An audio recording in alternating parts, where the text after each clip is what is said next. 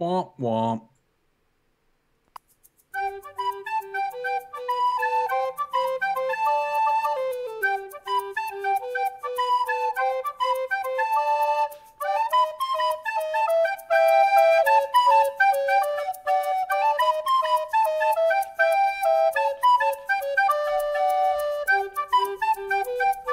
You know, this intro song is a bit too long. Let's speed this up.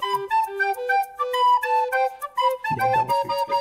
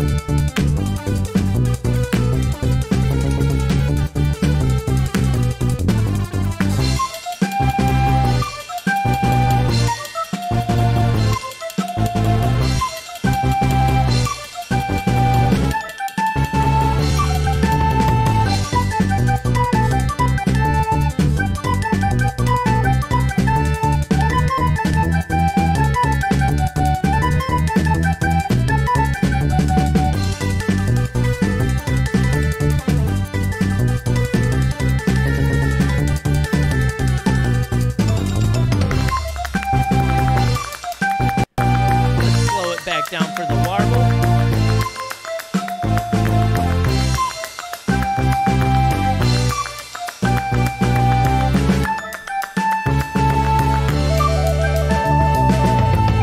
And let's go faster.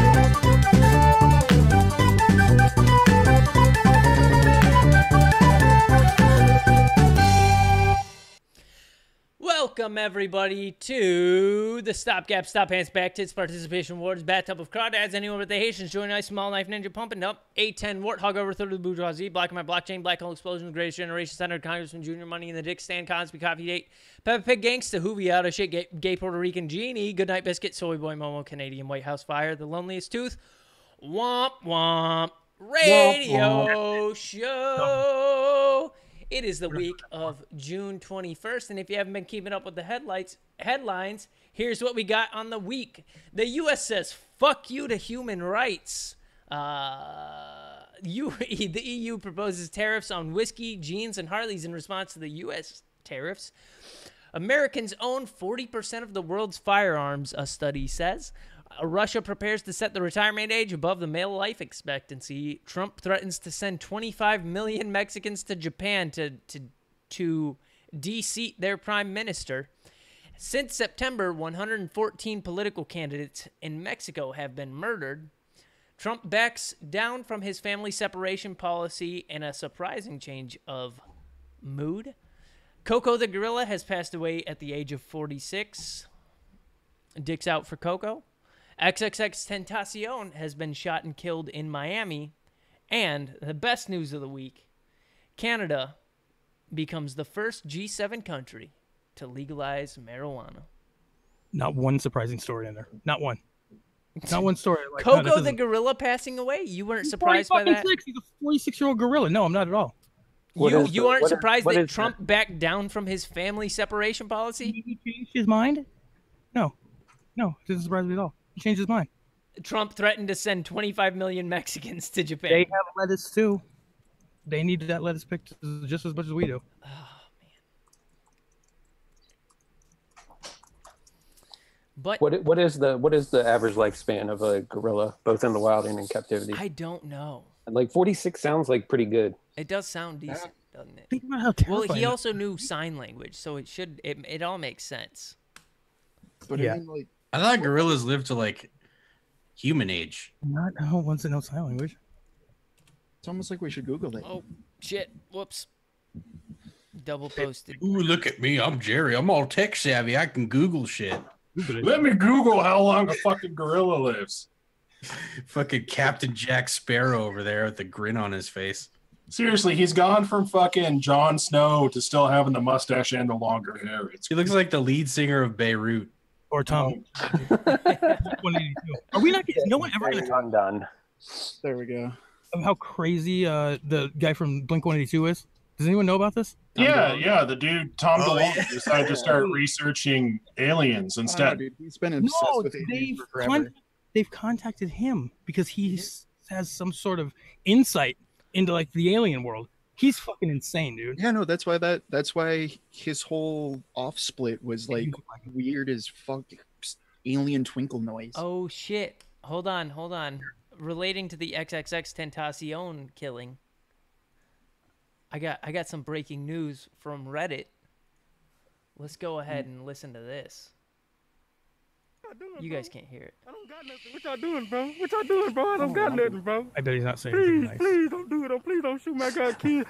I got people to live for. I think Graham wins the obvious award right there. Well, one second. Let me share this to my co-hosts real quick so they can hear it. If it's on World Star, it's probably fake. By the But way. apparently, it's the blood that killed XXX Tentacion. They arrested one of the dudes, and he's got all the shitty face tattoos you would imagine. It was Orlando Anderson. So headphone warning for you guys, not the listeners. What y'all doing, The bro? hell of What a y'all doing, bro? I wallpaper. don't got nothing, bro. Please don't do it. Please don't shoot me. I got kids. Did I choose I the got wrong people to fucking live for. I screen? got people to live for. Please don't. God damn it! Why Nice doesn't it rainbow have a colors. why didn't it have a fucking setting? Nice halo Fuck that background. nigga, man. Thank you. Fuck Well, that it's ex red nigga, versus man. blue. Y'all know what it is with us, man. For real. Yeah, I'm about to pin the wrong niggas with the murder, bro. Real nigga shit. I should have heard this nigga last words, bro. Please, no, please. Bitch ass nigga. Yeah, nigga. You should never did that to my cousin. No. You should never did that to my cousin. He know what he did. He know what's up with us. He know what happened. Fuck him. This for any other Florida rapper. Fuck you, you know what I'm saying? You do any fuck shit, we gonna come for you. We gonna catch you anywhere. Broad daylight, I don't give a fuck. That nigga last words was, no, please don't. I got people to live for. I got fans. Shut your bitch ass up, nigga. I don't give a fuck. You know what I'm saying? Fuck the police. I already got a warrant for a fucking murder. You know what I'm saying? You know what I'm saying? I don't give a fuck. Fuck that nigga X, man. Nigga deserve what the fuck he got. Real nigga shit. Took the Louis Vuitton bag. He only had 10 bands in there. 10 bands ain't shit. I got more than that. You know what I'm saying? But fuck that dude X, man. Y'all know what's up, man. It's for any Florida rapper, man. You know what I'm saying? For any Florida rapper doing all that pussy ass ditching, y'all gonna die. Y'all gonna die. I don't give a fuck. I don't give a fuck how y'all come. Y'all gonna die. You know what I'm saying? Y'all diss the gang, y'all gonna die. You know what I'm saying? Y'all know who we is, man. The streets know. That's all I gotta say, man. Fuck the nigga X, man. Die and piss. I'm about to roll up an X pack, man. You know what I'm saying? Fuck that nigga. He know what's up. We killed that bitch ass nigga. This ain't no stunt. This ain't no cap. We killed that bitch ass nigga. I don't give a fuck. I already wanted for murder, so shit. I'm out here shooting rappers up left or right, man. I catch you lacking, nigga. We gonna light y'all bitch ass up in traffic. I don't give a fuck, man. So I didn't apparently see that's the offering killer of new XXX Tentacion. Is it though? Because they arrested one guy, and he didn't look like that guy looks like. Yeah, but Well, there's he my. said there were two killers. He said at the beginning, y'all gonna arrest the wrong. Yeah, I believe him. Yeah, but also wasn't that on World Star? I don't know. Maybe. Like, so, and 90% of the shit on World Star is fake as fuck. That didn't look like it was on World Star. I believe him for whatever reason. Yeah. Either way, I mean, that guy just proved that he's just as big of a piece of shit as XXX Tentacion was. So. Yeah. It's kind of a weird litmus test watching the reactions to all of it. Yeah. Like, I may just be out of touch or whatever. But then again, I also don't know why people still like think Chris Brown is like an okay thing. No. Yeah. I mean, didn't he molest his girlfriend with a barbecue tool? No, he beat while the she was pregnant? he threatened to do that, but he did beat the shit out of her and choke her out. Dropped elbows on her, choked her to unconsciousness, stomped her out, threw her in a bathtub, told her if she left that bathroom that he'd murder her. Yeah, well, maybe this is a hot take, maybe it's not, but good riddance. I mean, I'm not happy that anyone dies, but like, if someone's going to die, you get back what you put out into the world. Yeah. You know what I mean? So if you present yourself in a certain way and carry yourself a certain way and put yourself into situations to where people would want to do you harm because of the harm that you caused, you know what I mean? And like, I'm not happy. He wanted to start beef. He wanted to talk shit. Like, yeah. Now I don't follow him closely at all. Like I've actually, the first time I've ever listened to any of his music was after he got killed. I was like, let me go and see, because I just don't really, I don't know. I look like him. The only reason why, and 6ix9ine, like I kind of look at all of them the same way. And apparently, XXX Tentacion actually had, from the little bit that I listened to, seems that he had some actual talent compared to some of the other people. But I don't want to see anybody get murked, right? That's not. But they're in that world, man. They're in that world. They're fucking with they live by the sword, they die by the sword, and a lot of them ain't really fucking with swords. They shouldn't also just tweet me. Yeah, and see, that's the thing too. Like a lot of people like to talk that shit and don't think that they can actually get touched, and then they get touched. You know what I mean? Because they think that they carry themselves a certain way or whatever, and they're doing it because it's an image, because it's a presentation. It's essentially like a character that they built for themselves, but they buy into it. Right. Well, yeah, you know what I mean? They believe their own. It's a lot of that, and then like, okay, I mean, let's be honest here. Who of us in this room when they were 20 years old didn't think they were fucking invincible? Like, oh yeah. Yeah. Well, I mean, he's like a very abrasive dude. Like I could totally see him just getting mugged and literally trying to fight the guy even though he has a gun. Well, when you're really in the game, you know to not talk shit, because shit like that can happen. But if you're not and you don't really know and you talk shit about the wrong people, and like I thought Tupac and Biggie were a big enough like warning to everybody to not start beef with fucking rival gangs. Well, Jimmy Wapo died this week too. Yeah, the same day. Coco the Gorilla died this week too. I mean, I have such a weird reaction to this, and like it's part of the larger discussion, I guess, about like separating art from the people that make that art. And I feel like such a hypocrite because I totally will watch a Roman Polanski movie, but for some reason this young man, I guess he's much younger than I am at this point, just like viscerally repulses me, and I it's hard for me to like square that reaction in my mind, Yeah, no, I have the same problem. In another Discord, another dude was talking about like, hold up, let me find it. He was talking about how like XXX was trying to be a better person and be a great guy. He always had beef. It was never him that started it. He had a bad name from his past and always praised that he was gonna keep making music and keep changing lives. He wanted to show people that everyone changes.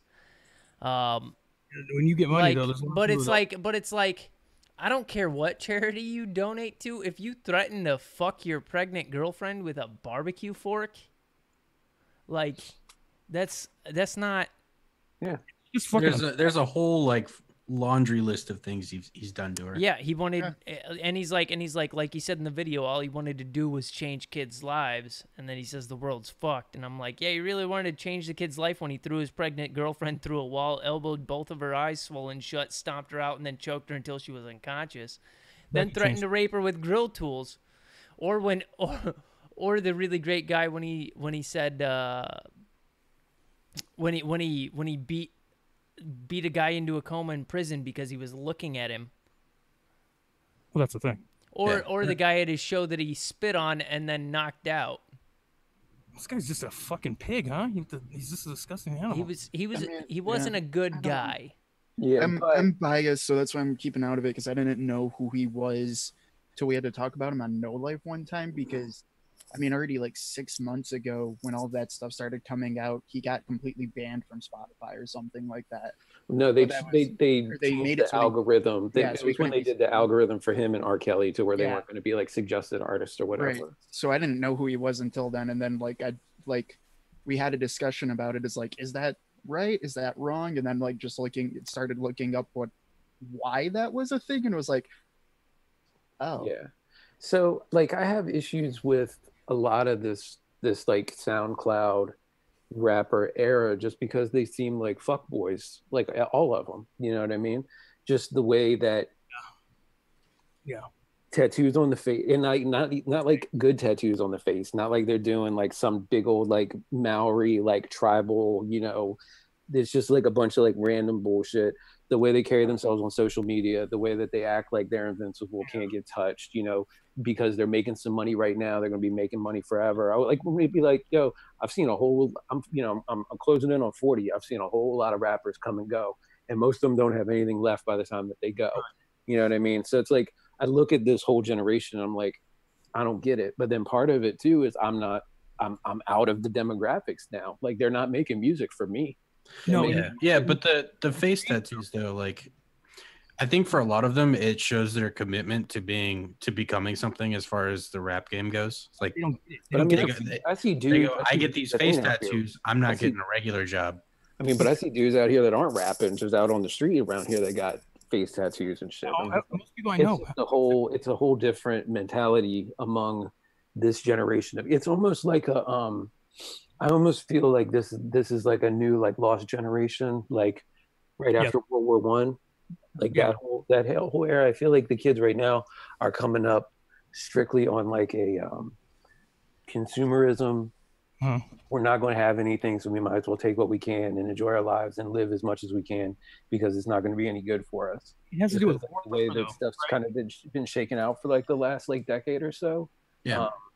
And I kind of feel like it's kind of like a fatalistic. It's almost like a nihilistic or fatalistic view that this generation's taking on their future, to where they're not really care. They don't really care about the future because they don't think they're going to have.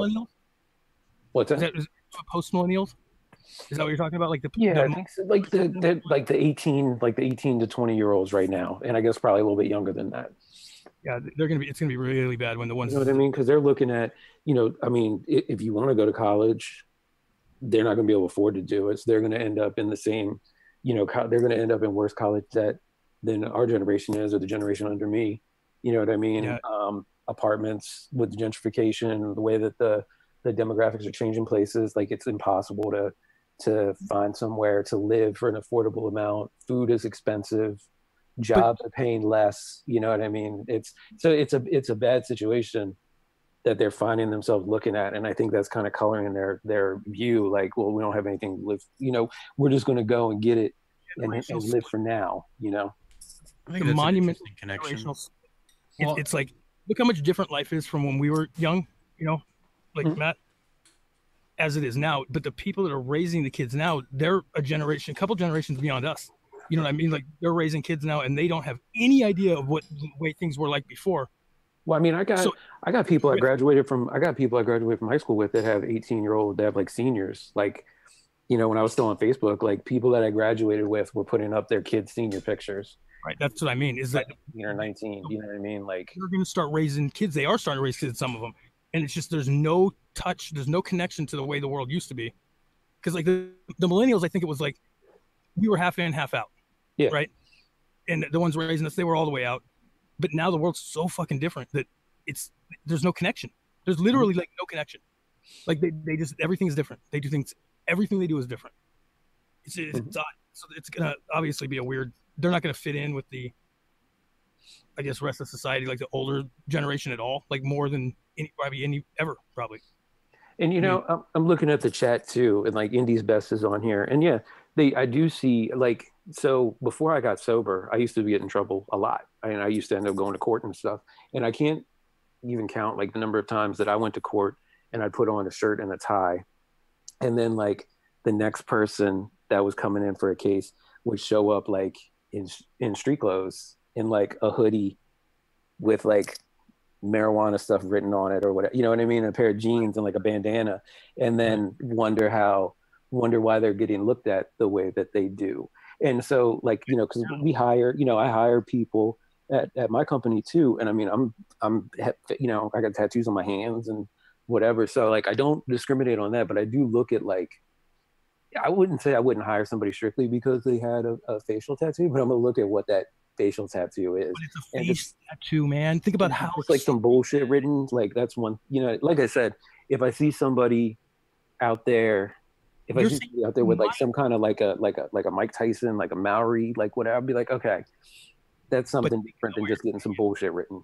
Think about what you're saying though. You might not hire them if they have a face fucking tattoo. You know what I'm saying? That's how different. Like think about 20 years ago. You would never get a job. You were a fucking freak of nature if you had a face tattoo. Yeah, I mean, true. I have a bigger issue with like who's actually doing these tattoos, because like the shops that I always went to, the shops I dealt with, like they wouldn't do job stoppers. Like they wouldn't do your neck or your hands unless you were already like fully sleeved up. Like you already had recommitted to it. The dude that did my neck got fired because I brought a fucking a shirt in and told him not to go above this line, and he went above that line, and I complained. I wasn't trying to get the guy fired, but they flipped the fuck out because like what you said, it's a job stopper, and that was only like 10 years ago, maybe 11 years ago. Yeah. So yeah, it's just the disconnect is crazy, dude. It's gonna be very strange pretty soon. It's already getting strange. Yeah. This is here. That's true. Your looks shouldn't have anything to do with the law or the innocence, but unfortunately, it's the perception. I'm looking at the chat again, and no, it shouldn't be. It shouldn't make a difference when you go to court, like how you're dressed. But unfortunately, the world that we operate in, you are going to get looked at a different way if you don't adjust to the situation that you find yourself in. And it's unfortunate, but at the same time, I look at it, I'm like, dude, that would have been such an easy. Just that little bit of presentation could have like given you the little bit extra that you needed to not get. It's one of those things where it's like it's completely avoidable. Yeah, and that's I think what they're looking at. I think that's what most people look at. Like, what do you? It's not the actual thing. Like, it's not that they got to fake. So it's just the decision. It's not like It's not like someone accidentally gets a face tattoo. Right. My friend Dave, but all face, right. If you're bringing it back to a generational argument, when has these kids are all fucked up ever been born out? But I'm not saying like fucked up like they have issues, because whatever, but like everybody likes to assume that the kids coming up underneath them like in some ways are like deficient and don't know what's going on. Like when has that been borne out by history, and what generation hasn't that been said by? That's true, and that's how I know I'm getting old, when I'm making those kinds of statements now, and I'm like, like I said, I can't. They're not making music for me anymore. And I used to always be the guy that was like knowing, like always paying attention to what the new stuff was that was coming out and getting the new mixtapes and all that. Why do you? And a few years ago, like I stopped. No, it's been more than a few. It's probably been like 8-9 years now, where I stopped doing that. I stopped being on. I stopped checking the mixtape sites, you know, on a weekly basis and downloading the couple top mixtapes or new artists or whatever, because it wasn't for me anymore. Well, is that what it is? Because we're around the same age. Hitting a lot of the same things at the same time. Like I think that a lot. Like, why do I not know like all the music? Like I used to know all of it all the time. It seems like a fucking lot of work now. Yeah. I don't think it's just you guys. I think it's a combination of both. Well, and also there's a lot more, because anybody now can be an artist if you have a computer. That's what it is. And so I mean, that's the whole SoundCloud thing. That's why I'm surprised that we even have people that are breakout stars anymore, just because of how it's a fire hose now of media being presented. And it's not just music, it's also with the YouTube channels. I mean, now there's so many times I go, like, I'm just going to go on YouTube and I'm going to waste a few minutes watching a couple of videos or whatever, and I end up like scrolling through my feed because there's so much there. It's like how many times do you go on Netflix and you're like, I'm going to watch something, and then you end up just like scrolling through the options for 30 minutes and you're like, well, fuck, I don't have time to watch anything now. You know, there's so much content being produced because of how the access to be able to produce content. Right. We're also jacked in too. You know what I mean? Like we're looking at this shit every day. So much entertainment. It's flooding our dopamine literally every single day. Too to much. The point where we're desensitized a little bit to it, I think. Correct, dude. But one thing, just to go back real quick to XXX Tentacion. Now, he did a bunch of shitty things, and it's easy to be like he's a shitty person because he did shitty things. But, and this isn't me like saying it's okay, or what, but what I am going to say is, if I had gotten murdered at 20, people probably would have the same look on me that they do on him, because his story wasn't finished, whatever it was going to be. So, you know, there's an Oscar Wilde quote that I love that I used a whole lot when I got sober. I know exactly. Every saint has a past and every sinner has a future.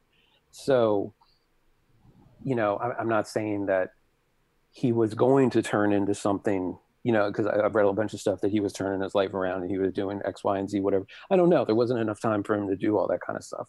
But I do have a hard time to make a definitive, like, black and white judgment on a person's life when they were 20 years old, especially when they're in a situation where you instantly become like, he basically had fuck you money at like 19 years old. You know, I probably would have died. You know, I probably would have OD'd on something or whatever back then. It's just, that's what makes it complicated too, because I can't relate into that generation as easily as I used to be able to, you know, with the younger generation, because it's completely different, the way that they carry themselves, the way they look at the world. And then, you know, and but look at Skittles. Go ahead. Look at Skittles though. You know what I mean? Like I don't want to blame it on the age or anything like that. He's 20. I'm 26. 26. You're young. I have a lot of friends that are young that are around that age group, that are also in that age group, that looks like that act the other way. So why is it? You know, I don't know if it's I don't know. Oh, it's the lack of testosterone in my system. I didn't age properly. No, I think there's also differences in those ages too. Because like for me, my high off line has always been the, can you remember 9/11 or not? Yeah. And like if you can, it's like very well. You're a completely different person to me. Yeah. Well, oh yeah, completely. You can't remember that. I mean, yeah, these kids grew up in a universe where we have been on foreign soil, like in an organized way. It's not a war because only Congress can declare wars or whatever, but they've been fighting a war on terror for the last 17 goddamn years. Yeah, it's longer than any other conflict, right? Like that's been like active. Well, is that what it is? There's that. Also realize that kids can drive who have never lived before Facebook was a thing. Yeah, it's scary, dude.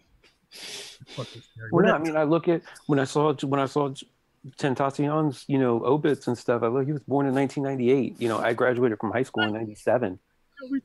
Like he was born the year after I graduated high school. You know what I mean? Like, you know, so this is one of those, you know, a bunch of old white guys talking about young people, you know, trying to solve the world right now. And it's, you know, I have my opinions on it, but you know, I try not to judge too harshly, just remembering where I was at 20 and what it would have looked like if I had been killed at that point. No, that's why you got every day like last, you know. But he did a bunch of shitty things. I'm not in any way trying to say that like he was a good person or anything like that. But I also know that his story wasn't finished, whichever way it was going to go. Yeah, but it was his story though. You know what I mean? Like that's now it is. Now it is. You know, Charlie Manson could have done great fucking things maybe, but he stopped it. You know, I guess you just get. I don't know. Well, I mean, but it's not like he didn't put an end to his own story.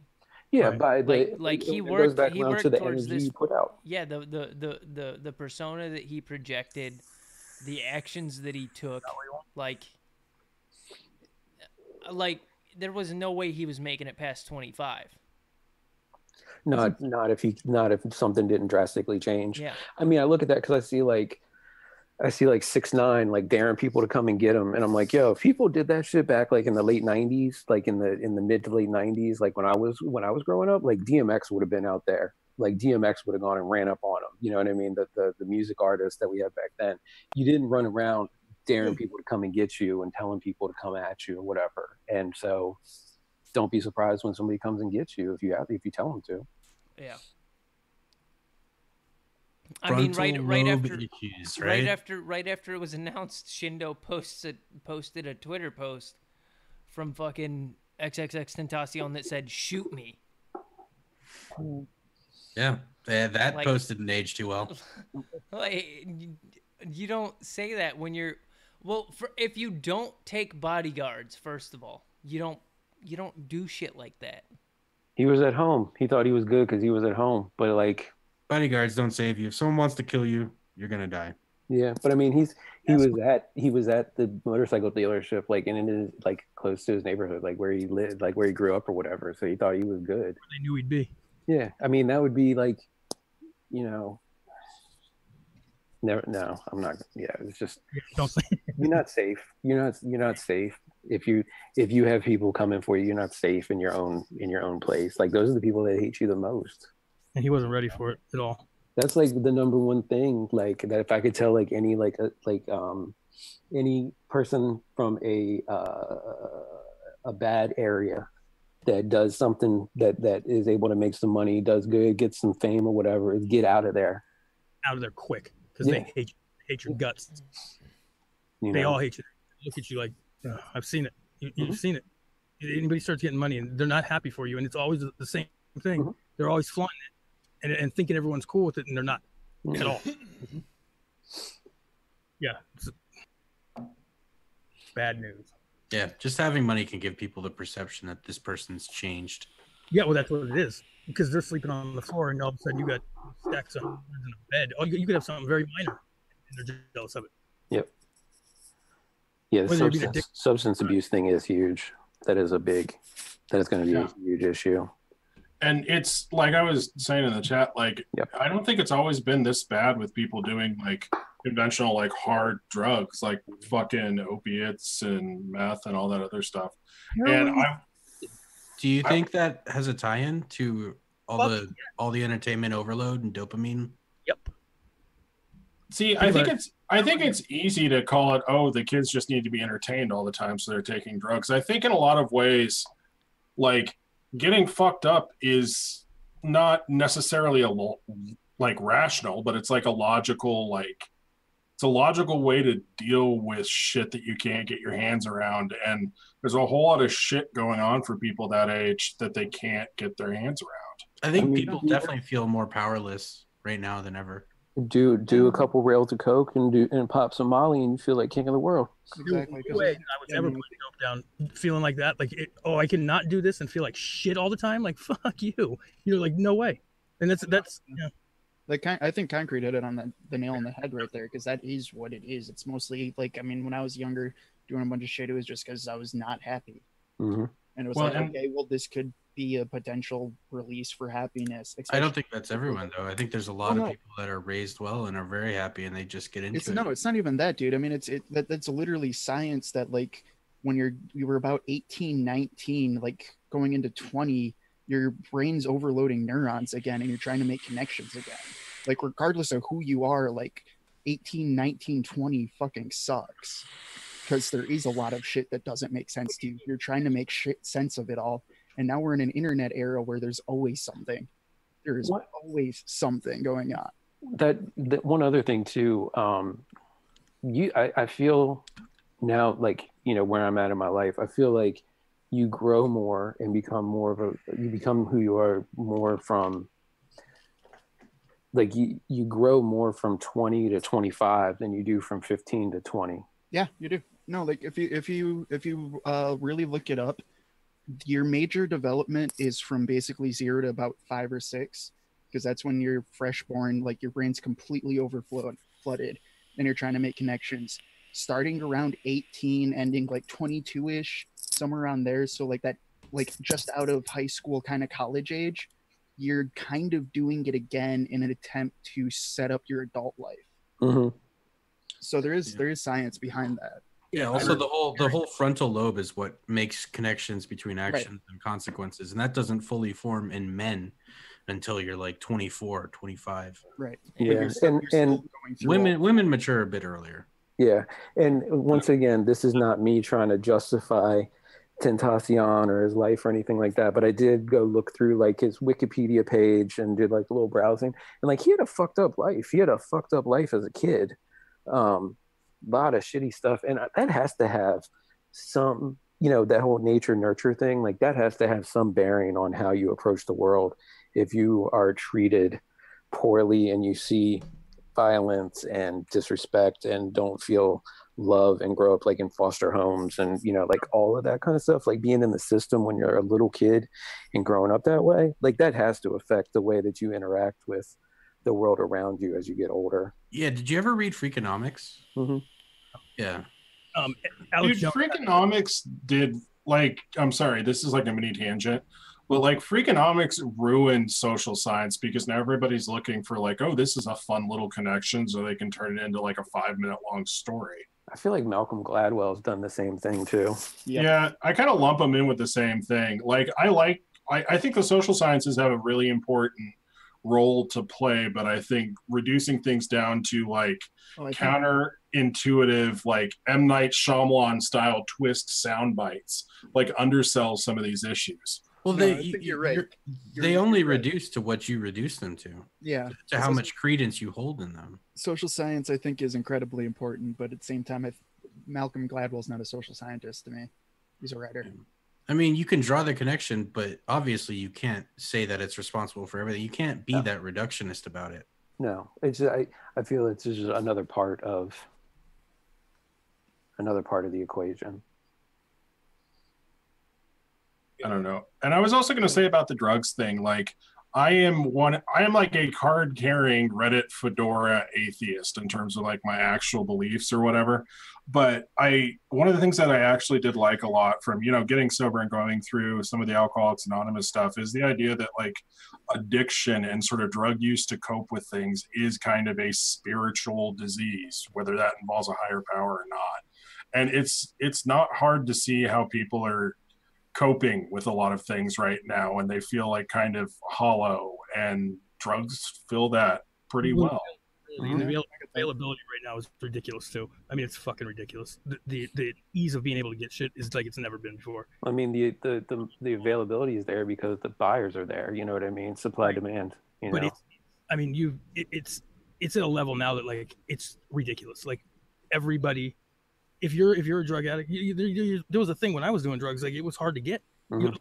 You'd sit and wait somewhere, and it might not happen. From what I understand now, it's like you're getting it for sure.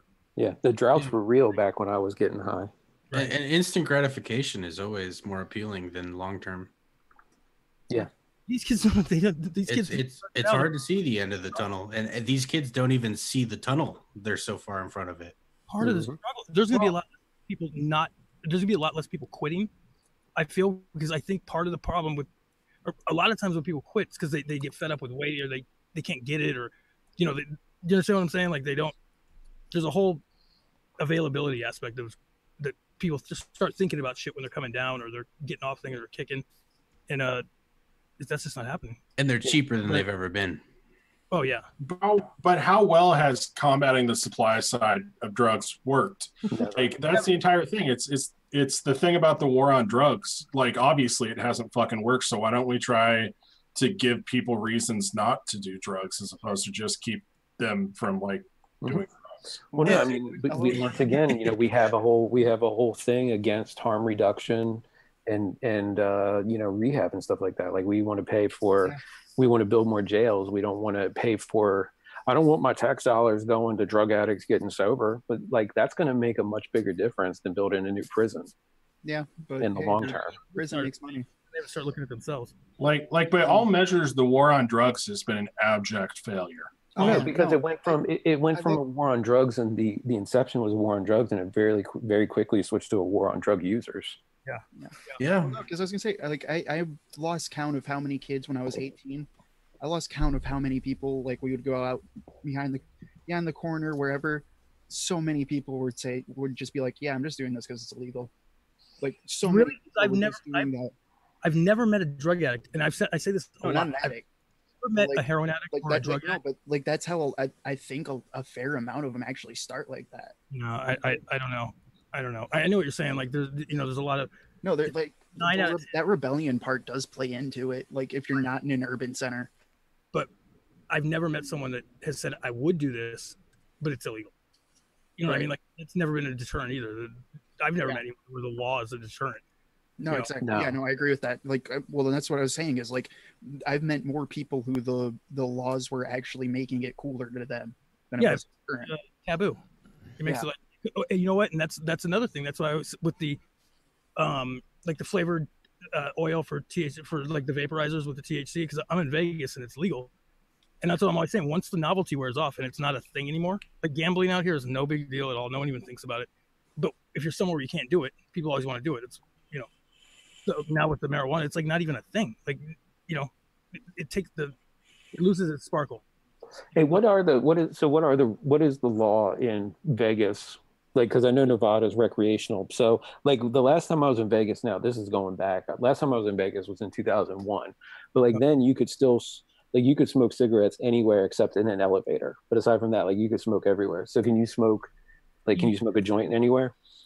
No, I think it's not on that's they're getting ready to amend it in Vegas, and I think Vegas is going to be the first place in the United States that has like total recreational. What in the Netherlands? What is that Amsterdam? You know, Amsterdam has the coffee shops. Yeah. You're not supposed to smoke it outside of your home or your like domain, like the hotel. Or designated places. Right. And they don't have any of those, so they're having an issue with that. Like people are coming in from out of town and they don't have anywhere to do it, so it's technically illegal. But they're getting when I went to Amsterdam, there were the majority of the hotels and stuff that we went to all have like real big signs everywhere saying you cannot smoke. No, you can't smoke marijuana in your room.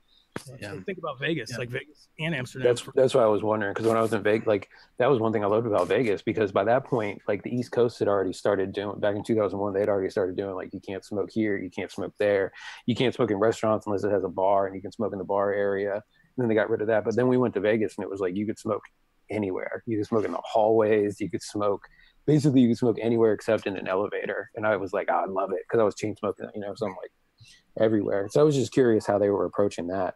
It's like a lot of other places where they're frowning on smoking, but you know, but a lot of people aren't smoking more and more. I'm noticing, but people do smoke a little bit more here, probably just because they're in Vegas and they do the whole thing.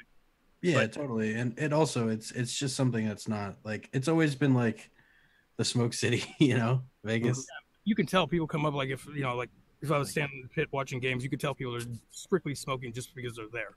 Yeah, like I told you, Graham, my parents used to take me when I was a kid, right? And you could just smell the cigarette smoke the moment you walked in the casino. Well, another thing is that the casinos are getting real fucking tight with the comps. Like you have to have $100 average for 4 hours for the comp a pack of cigarettes. Where it used to, you know, so people would be smoking just because of, you know, coming by. And so October 17th is the date that you will be able to smoke a joint in front of a cop. Nice. In Canada. Yeah. Which is crazy to me now, but I know like 10 years from now, 20 years from now, it's going to seem totally normal. 5 minutes after it goes legal, it'll seem totally normal to you. Probably. Yeah. It really is. All I'm saying is I might have to take a trip here soon. Oh, yeah. Oh, yeah, you're close, right? You're in, yeah, I'm like an hour away. Change for anyone, you know what I mean? Like, I never had a problem getting marijuana. No, but it's more just for the fun of it. Yeah. It's more the freedom aspect. Yeah. You know? Well, it's going to be full recreation. You can grow it, you can sell it, you can do anything you want with it. Which is it's more just like the idea of like going across the border and like just with a joint in my mouth while flicking off America. Well, that was when like I don't know what their drinking age is, but I know like when I was younger, we went to Toronto for some raves a couple times, and it was like, we can buy beer here, we can drink. It's 18. I think it used to be a little bit younger, but it's 18 now. For me, it was always 18 because that's why. Seriously, maybe it was Quebec. It was a bit younger. Maybe. Yeah, but like in my club kid era, like 90, 97, 98, 99, when I was under 21, like that would be like no thing for us to go, because they had a really good club. There was a real good party scene in Toronto back then.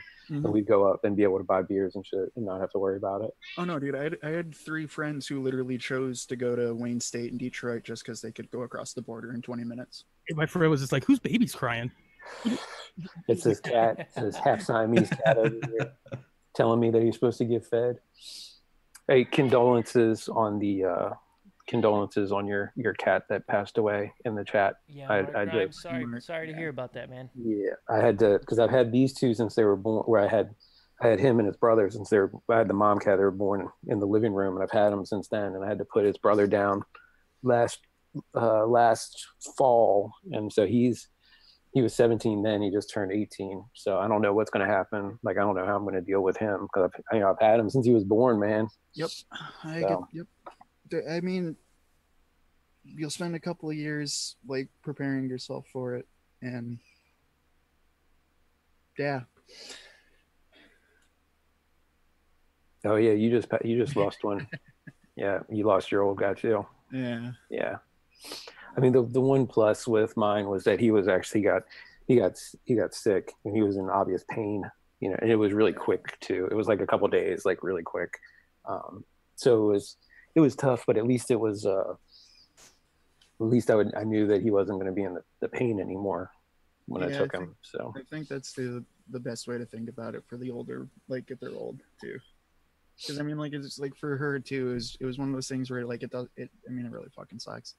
But like at the same time, it's like, you know, I remember her jumping up like 9 feet to a window just easily, and you know, last couple of years she can't even make it over like a foot and a half forward.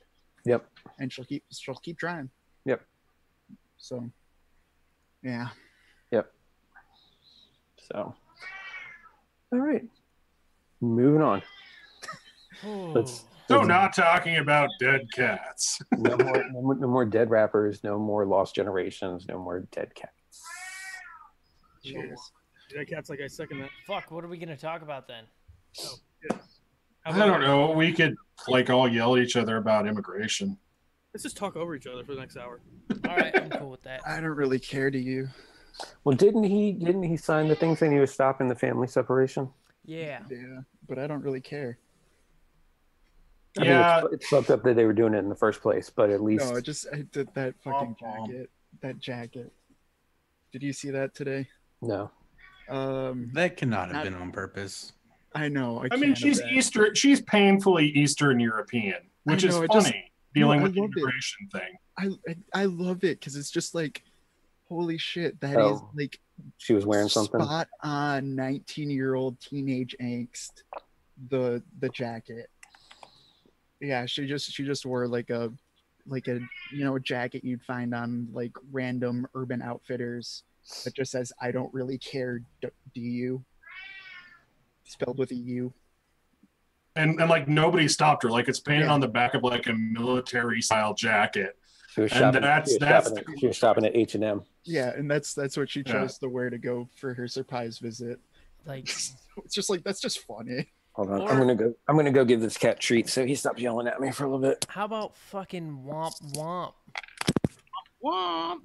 Womp. Yeah, that was pretty shitty. Fucking, do you expect anything less out of Corey Lewandowski though? No, he got fired, so that's good. Yeah, I don't know. It's just like nothing at this point is even surprising. Like I sat down on my computer. He got fired though. Well, I sat down on my computer earlier today and like turned on the news, like, and I'm just hearing like Donald Trump like rambling about Democrats causing everything, and it's just so angry and like pissy, and it's just like, you know, this would have horrified me, and now it's just background noise. It's the new normal. Yeah. Yeah, we're like numb to it at this point. Well, no, at the same time though, like that's why I'm almost worried that he got fired. That's a tactic. I mean, like it's nice that he got fired, but now that just gives him a whole nother like he can build the platform out of that and just become the next Rush Limbaugh. Well, and now he's going to go and he's going to do the whole like Milo fucking circuit where he complains about the lack of free speech because he got disciplined for making fun of a kid with Down syndrome getting separated from his parents. Yep. And then he's going to come out and have a new talk show, and it's going to actually take off, and he's going to be. What I want to hear is what he actually. Hold on. We actually have the clip here. That I'll go ahead and play for you guys. 1 second. Let's go ahead and share this screen so that everybody can see how terrible of a person he is. We've got Corey Lewandowski. Look, I read today about a 10-year-old girl with Down syndrome who was taken from her mother and put in a cage. I read about did you say want to a 10-year-old with Down syndrome being taken from her mother? You can pick anything you want out, but the bottom line is very clear. How dare you? When you How cross absolutely the border dare you, illegally, sir? you How have dare given you? up the I want to hear what he was going to say after that, because he says when you have crossed the border illegally, you have given up the right to what? At what point? To remain with your family, apparently. At what point do you stop being a human being? And at what point do we say, these immigration laws are kind of reflecting exactly what the Nazis passed? See, that's why I didn't want to make the jokes about the fucking owls, dude, because this is real life now. Yeah, because it's fucking real life now. That's the first stage. The first stage has already happened. You separate the people. You create separate groups. Did anybody watch the "Don't Be a Sucker" that was posted on Reddit yesterday? It was an old U.S. Army Signal Corps film about about fascism can happen anywhere. About how fascism can happen anywhere. And it was fucking eye-opening, because the first step is separation. You separate the groups and pit them against each other. Mm-hmm. And what Hitler did was he took the Catholics, the Jews, the Gypsies, the Negroes, and he said, these are the problems we have, but he also mentioned all of the problems with each of them, so each group would be fighting each other. That's the problem we have in the United States right now. We're completely divided. The next step is to dehumanize each one of these groups. No, they're already doing that, though. Yeah, instead of referring to the Jews as the Jews, they referred to them as the vermin, the rats. Yeah, they put the during the Darfur genocide. What they referred to them as, like, the creatures or that was Rwanda. Yeah. Oh, Rwanda. The Tutsis referred to the other group as the Hutus. Yeah, the Tutsis and the Hutus referred to them as the I can't remember. Like it was something to where they weren't human. They weren't people. But you dehumanize the group, and it becomes that much easier for the majority to turn against the minority. That's exactly what I'm scared of. That's why I want to hear what Corey Lewandowski was going to say at the end of that segment. I want to know, like, because I didn't watch that segment. I haven't seen the end of it. I want to know what right he feels they're giving up by crossing the border, because it sounded eerily reminiscent of how Hitler pitted Germany against the Jews and the Gypsies. Well, if you notice on Fox, or a lot of like the more right, I want to say like the right wing, not necessarily conservative, but like the right wing side, they're always very careful to make sure they say illegals or aliens, not even aliens anymore, really. Not people. It's not undocumented immigrants. They always make sure that the illegal part is like super, because that's their whole. Well, if it was legal, like I get it. Okay. Well, yeah, because then you're making them the other. You're setting them aside as something different than regular people. There's a huge amount of, and they've done studies on, not studies, but they've done like polls and shit. There's a huge amount of people in this country that think that that what they're saying is any type of immigration is bad. Like they don't know the difference between illegal and legal immigration. Like they think, they say we want them out of the country and they come in legally, or they don't understand that there's a difference. I mean, it's a huge number. It's like 70% or some shit. Yeah. Like we don't understand that you can. They're saying come back in the country legally. They don't get it. So okay. I mean, I understand. Okay, so a ton of people from Mexico, Latin America. It's mainly Mexico, Latin America. South America has its own issues, but they don't flee here as much because of the distance and being able to get here and everything.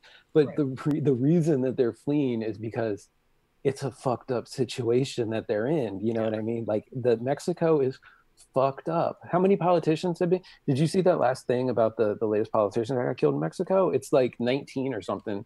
Like 19 politicians or people running. 114 candidates for office since September have been murdered. That was part of the headlines for today. Right. So okay, so like, yeah, fuck these people for trying to flee with their families so they can live in a country where they're not going to get murdered randomly. You know what I mean? Well, I mean, look at Ireland. 1900s. Look at, you know what I mean? Like when there's all the immigrant populations, it's shitty where they're at. That's why they come here. And at what point do you call them refugees? That's and that's my issue with the way that the whole refugee crisis in the Europe in Europe is being framed too, because the Syrian civil war's been going on for like what 6-7 years now. Yeah. And you really are going to be upset that people want to get the fuck out of an active war zone that's been going on for 7 years, where both sides, primarily the government, has shown their complete willingness to kill civilians. Like, they need a new Ellis Island. They need something like that, like mass, where we can bring immigrants legally. And I mean, you're going to get, obviously you are going to get some people that are fleeing for, people that necessarily are, that aren't necessarily leaving for the same reasons. You are going to get some people that are leaving for notorious, for criminal motives, or because they have some other agenda going on or whatever. But that is not a reason to condemn people to die in a fucked up situation. Yeah. Right, I totally agree. I will say though that in Scandinavia and Germany and whatnot, they are having an issue where the people are having issues assimilating because they want to retain a lifestyle that maybe has different views on women, right, and things like that. Yeah, that's where they're running into huge social issues. Yeah, exactly. But when has that been an issue in America with Latin American migrants? When have they not assimilated culture? It hasn't. I'm not even referencing Latin Americans. And the funny thing is, and this has always bothered me. The funny thing about this is the Republicans would actually have such an opportunity here, because the majority of Mexican and Latin American people would vote conservatives. They have they're pretty strict Catholics, traditional family values. Like, they could have a giant, like, if the Republicans ever actually went and catered to the Hispanic bloc in the US, they could have them instead of treating them like the way that they do. Like, they're not people. It's just the most asinine, closed-minded, narrow, short view that they can take on the situation. You know what I mean? But then the Republican Party is going to be brown. That's part of the problem. I don't think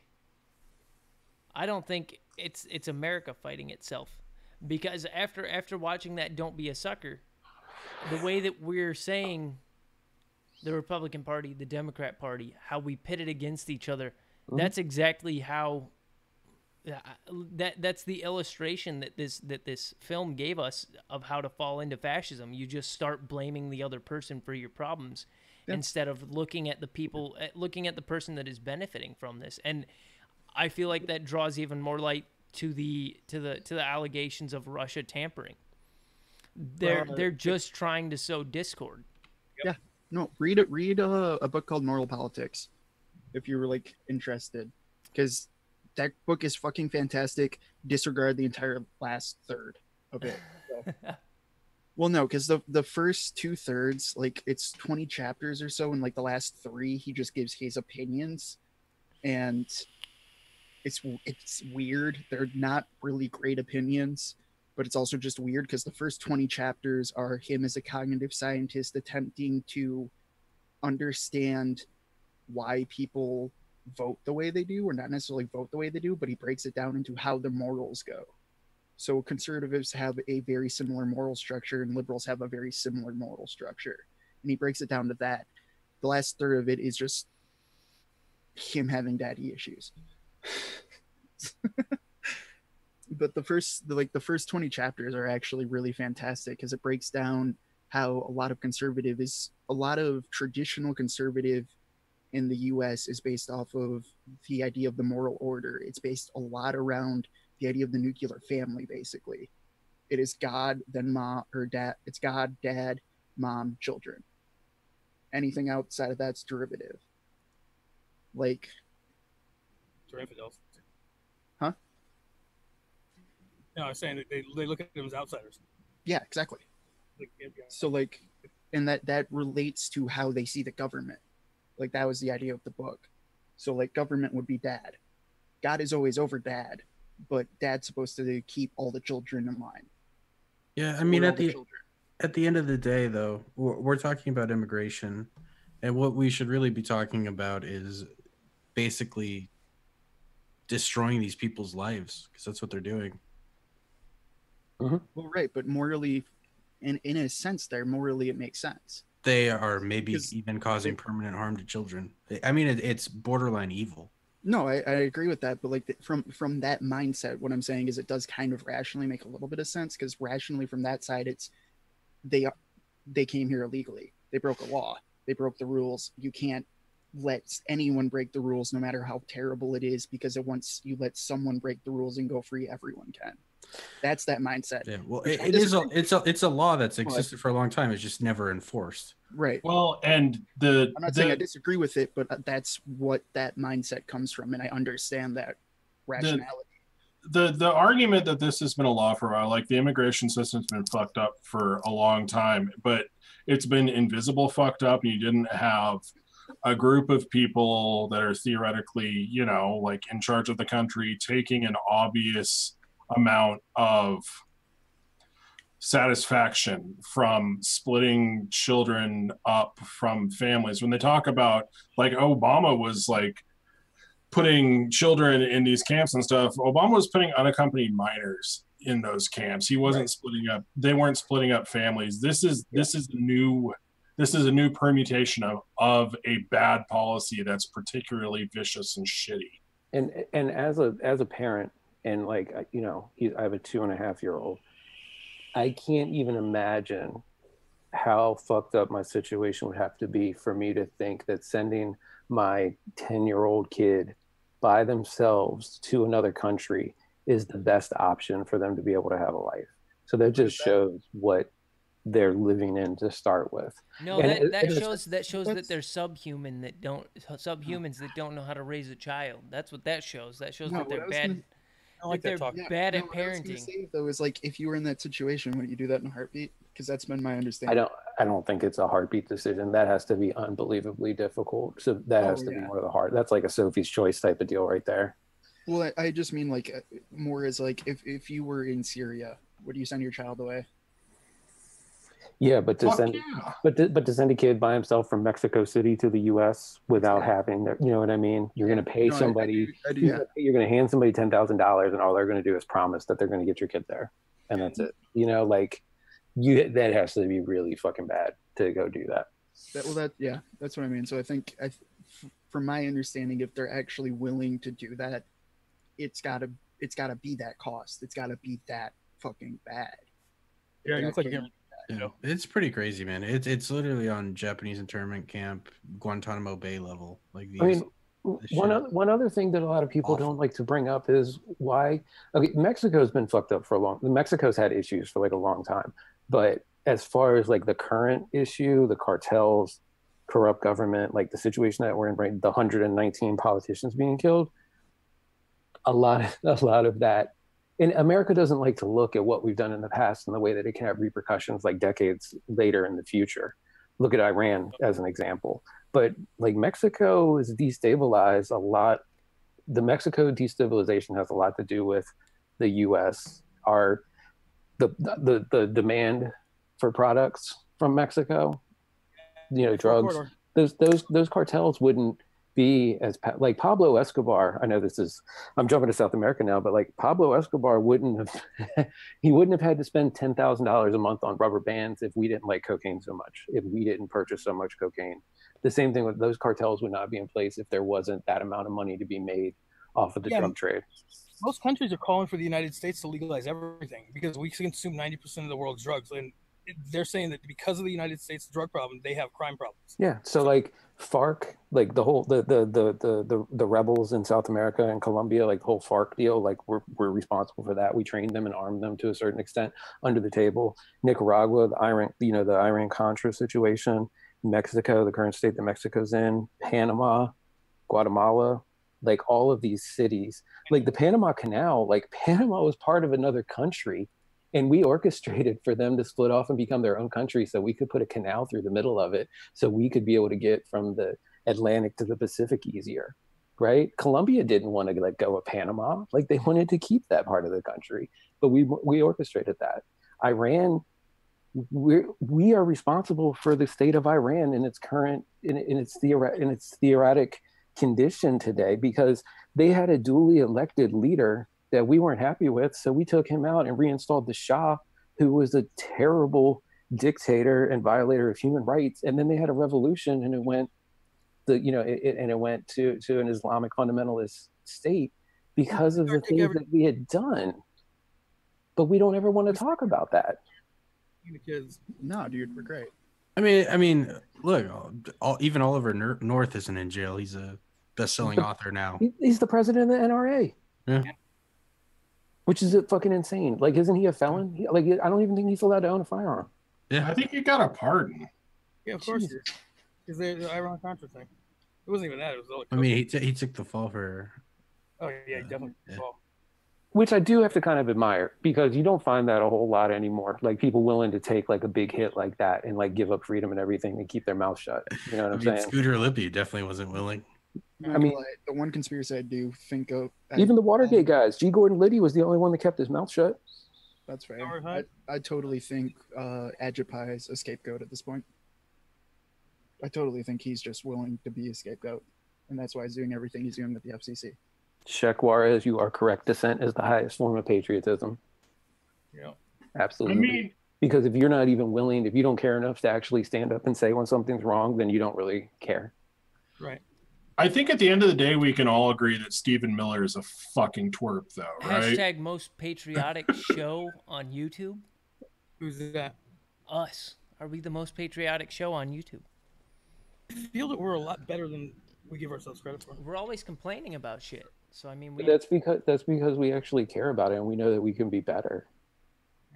Yeah. Like I know we can be better than the way that we are. I know that we can act in better ways and treat people better, and be smarter with our stuff at home too.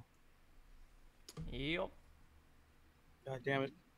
It was like the NFL kneeling, like everybody getting all up in arms about a peaceful, silent protest that affected absolutely no one, and everybody like went fucking crazy about it.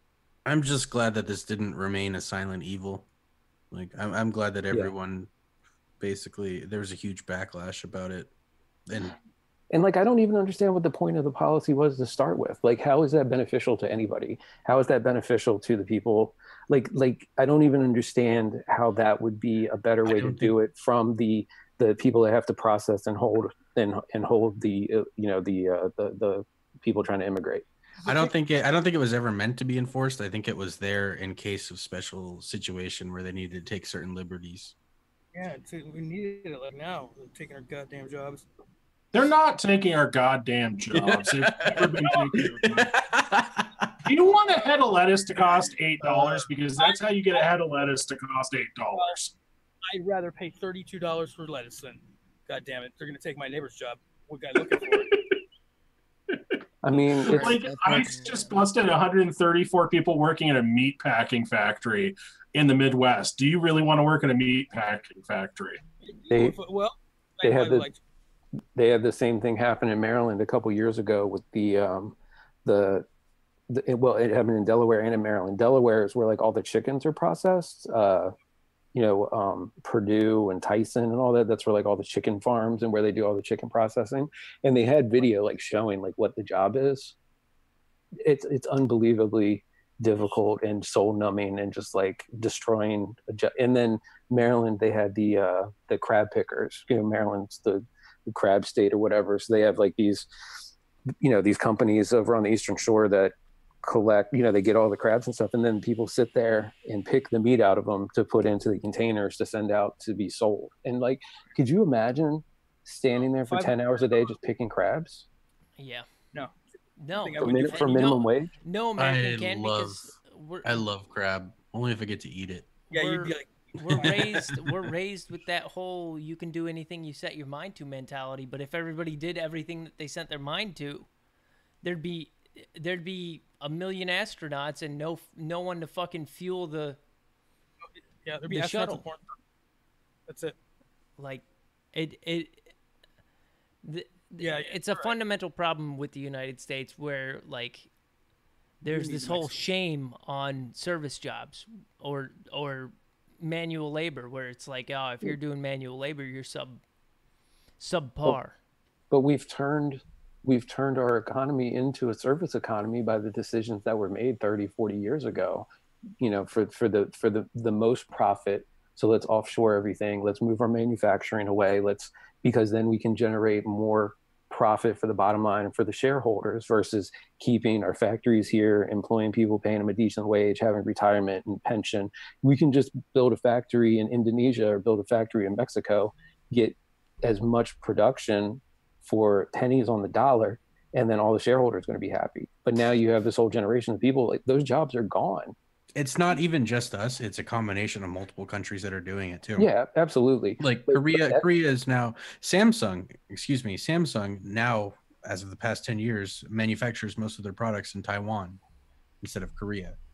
I mean, and we're basically building their economy and fucking ours. Yeah, but I mean, we've made decisions, we've made short-sighted decisions in the past that the effects are now coming to bear, and we have to deal with them. But because of those, we've gone from being a manufacturing / development economy into a service economy for the most part. But like you said, it's looked down upon by some, by a large part, to have a service job or to have like a manual labor job or like a retail job or whatever. And we're in this position because of the things that we've done in the past. Like, we've created this shitty system, and now we need like grist to feed the mill, basically. Yeah. Absolutely. Like, want to ironically walk around Wall Street with a giant 80s phone and yell into it. Like, I sound like a fucking crazy person when I start getting into like my big laundry list of grievances with the way that the economy works in general. But the thing is, when your economy is reliant on illegal immigrants running across the border so you can keep your fucking price of strawberries low, like, there's a huge systemic problem there, and the problem isn't the people crossing the border. I mean, part of it too is the way, I mean, that goes back to the way that we've shaped things, 30 years ago or 20 years ago, 30 years ago for sure. Like, if something wasn't in season, you didn't get it. You could go to the grocery store, and if it wasn't strawberry season, there weren't going to be strawberries.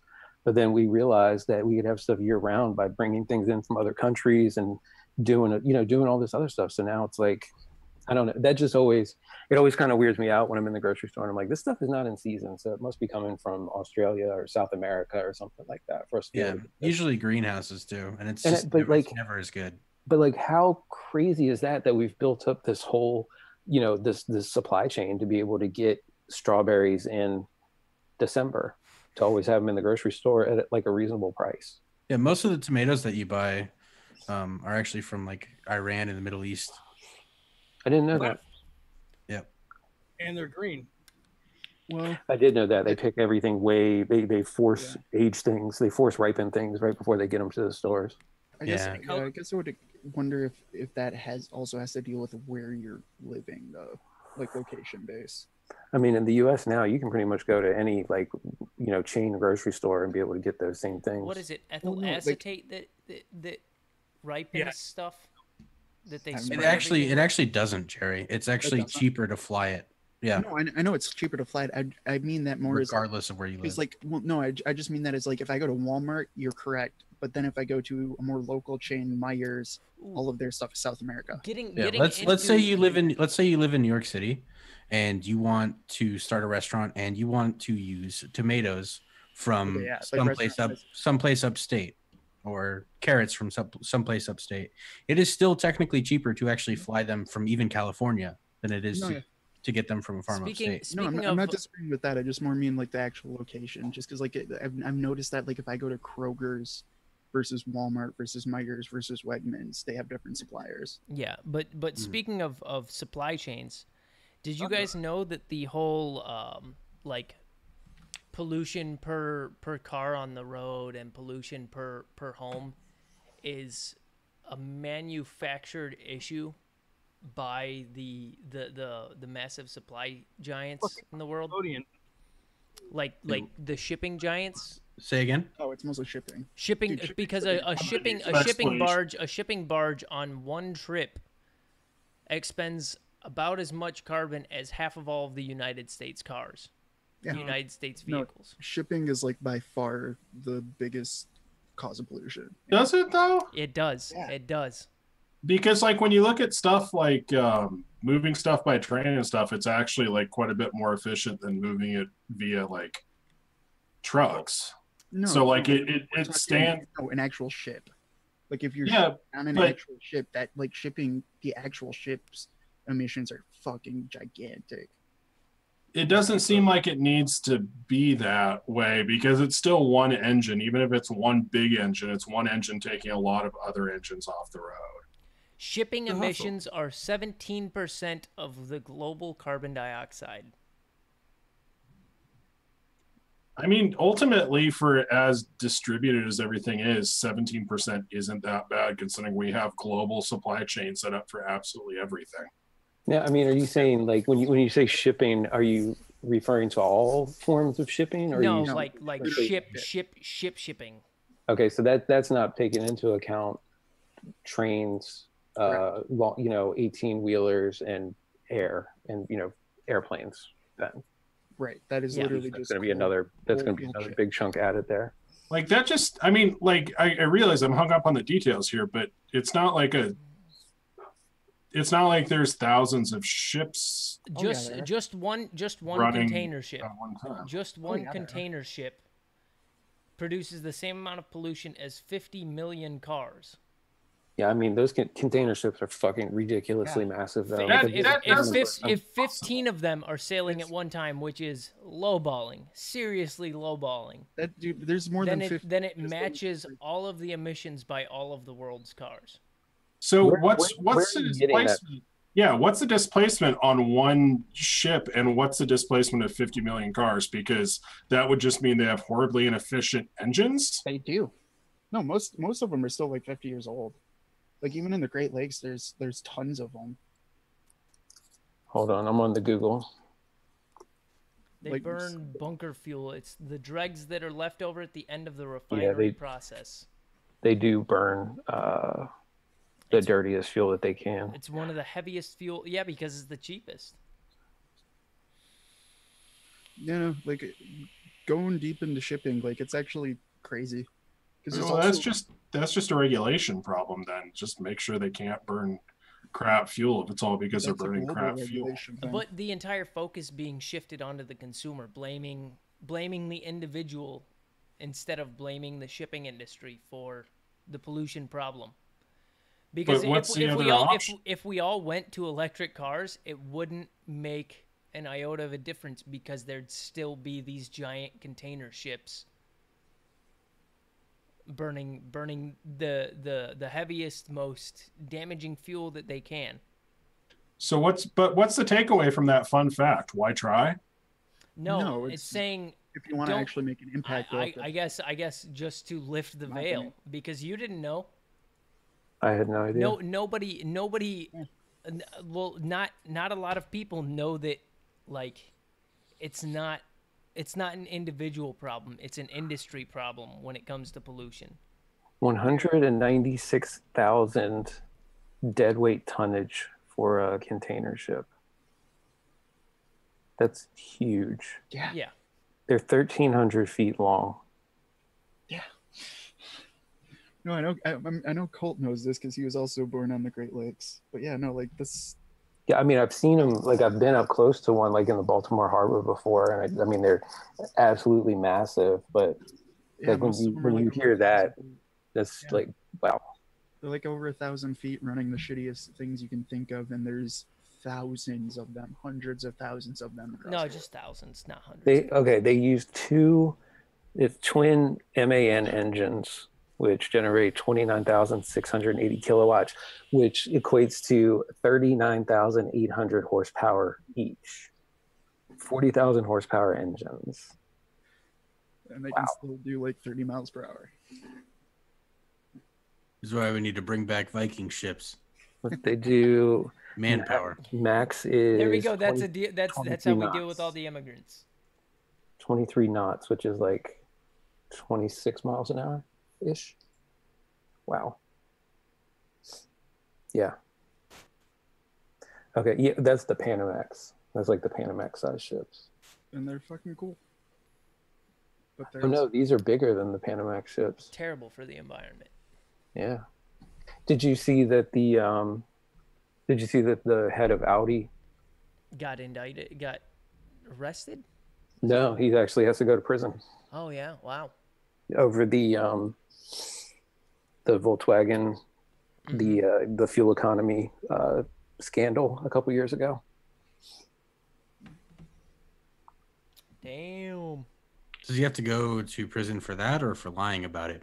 I think it's for lying about it. That's pretty. Because they covered it up for like a long time before they admitted to it. I wonder how much that actually impacted Volkswagen in the U.S. It had huge impacts. So it had huge impacts to them in the EU. No, yeah, when it was happening, it had a big impact. I don't know about if it still impacted them. Like if VW sales recovered to pre-scandal, or exactly. But like when it was news, there was a big impact. But people have short memory. Yeah, they do. Which I was actually like, that really kind of upset me because I was really hoping like the turbo diesel thing was going to catch on in the US because the numbers that I was seeing for like the mileage and actually the engines are pretty good. Like it's a pretty good design that they use for that. That's how we got like the modern turbos, like all the development went into that. That's how we end up with like the modern turbos that don't have the turbo lag. They don't have like that long spool up before you get the power from them. That's like directly from like the EU, like TDI type of engines. But I was hoping that was going to become more of a thing here. And then, of course, like all that happened. It turned out, oh, maybe they're still more efficient than a regular gasoline engine with those setups, but it's not like as drastic as it was looking like it was. Yeah. I mean, they've been putting a lot more turbos into cars lately. Oh yeah, I mean, you can with modern turbo technology, you can get a turbo 4 that performs as well as a good 6-cylinder with much better gas mileage. Yeah. I just have an issue with like me buying a 4-cylinder engine today.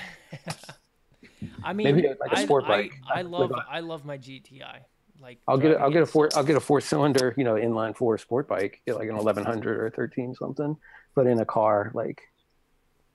Dude, just take a GTI for a fucking test drive. Yeah, and do that. It's so fun because driving it is so tight. Like you have complete control over it. It's so satisfying. I'll take a 4-line for my daily driver every single day. I like having because like it's annoying. I want a W12, but I want a W12 before I die. That's fair. It's annoying at first, but like the second you get your gas bill, you don't care anymore. I'm just waiting until batteries get better so I can finally have my electric car.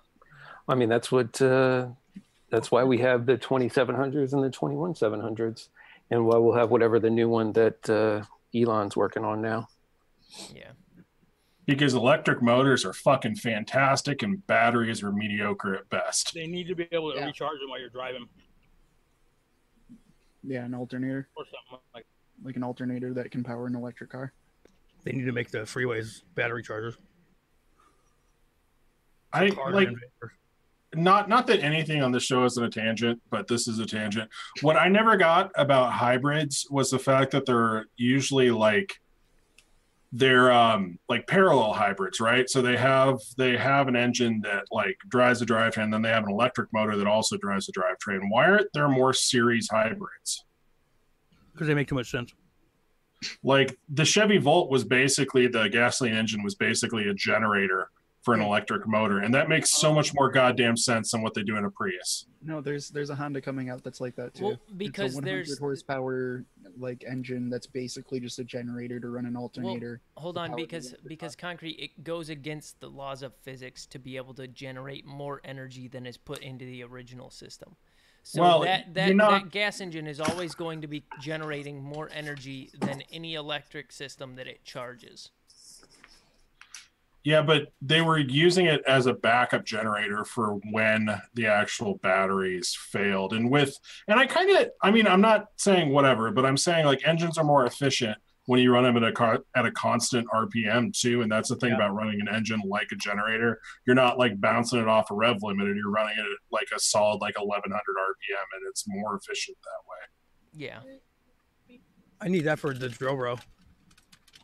But Just the reason put a fucking Honda generator on the drill, bro. The reason they went parallel is because you could get the energy from the gas powered engine, and then once you wanted to go to electric, you just switch over to the energy from that system. There's no loss of energy transferring between the two systems, because when two systems transfer energy, there will always be a loss. But I think you guys are overlooking part of it too, which is to have a redundancy and a backup. So that way, if somebody's out somewhere, their charge is most of the way gone, they can go and throw some gasoline in there and be able to finish, getting where they're going to where they can recharge. Now, I know that it would make a lot more sense to have that engine, the gasoline engine, be what is powering the, what's generating energy for the electric, and be able to put power back into the batteries for the electric engine. But I think when they introduced it, that was kind of like the reasoning behind it, almost as like a backup for people, because people still are, with electric cars, the range, I forget there's a name for it, but like people being concerned about like range anxiety. Yeah, exactly, about being able to do do everything that you need to be able to do. Yeah. So they can do it too. They can absolutely I want to know who's driving 400 miles a day. Like lots of people. Dude, I live in the middle of fucking nowhere. Yes, but that's expected for you. You expect to drive that far daily, right? Well, I mean, not every day, but the thing is, there's plenty of people who live out in more isolated areas where they may drive 200 miles in the course of a normal day. But not even isolated. Like probably where you live, Matt, down there is like.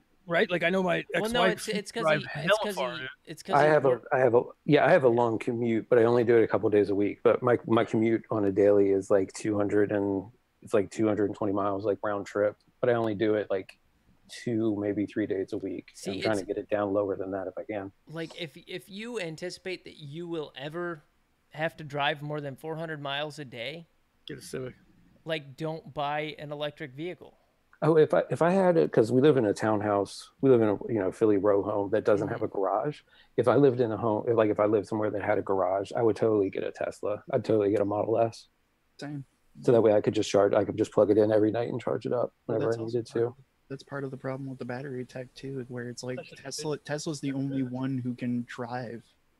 You know what I mean? Almost every other electric car is like, hey dude, you can drive 90 miles, and that's the one that's sitting there like, yeah, you can do 250. Well, and I mean, Tesla was also smart about making sure that they engineered their vehicles in a way that you can swap the battery packs out.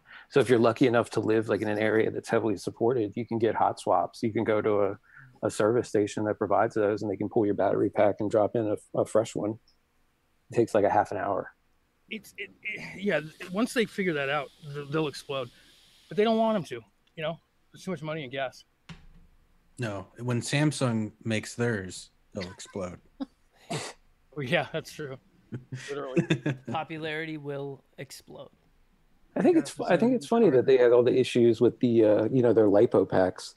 They have issues with, but like their actual like 18650 and the real cells are like some of the best ones on the market. Yeah, I was surprised. That's what's inside laptops and shit. Now, yeah, Samsung's definitely, because like Sony doesn't actually make them anymore.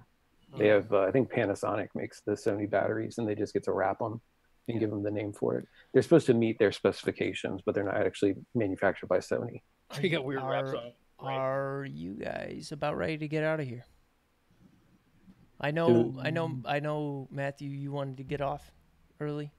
Yeah, but then we started having a good discussion. So. This one, it seemed like we sucked. I'm good to get out whenever. All right, then. I'm just checking on you guys. I look forward to you guys. Yeah, I do too. Actually, even though like during the day on Thursday, I'm like, fuck, I got to do the show tonight. And it's all the way at 10:30. Like, god damn it! But then when it gets like closer, I'm like, all right, cool, I get to do the show. We're a lot easier to deal with, like.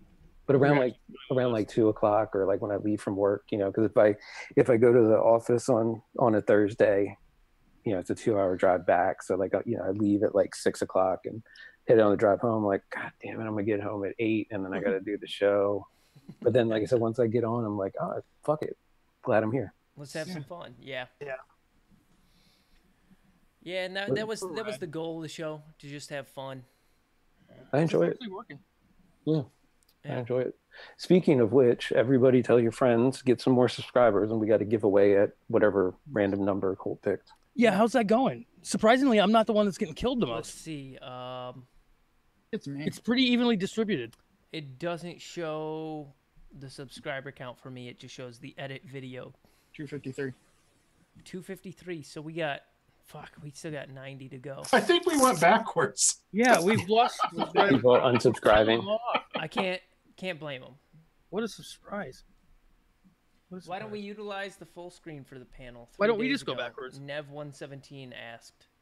And that's because we spent a lot of time creating this background. Well, I spent a lot of time creating this background. Where? Which background? The background that we use for StopGap, the lounge, the StopGap lounge. Throw away. I got a bunch of new pictures that look like they're in that lounge. I got a bunch of new ones that I'm gonna give you. Yeah, no, I saw the ones that you use for your green screen. It's not. Yeah.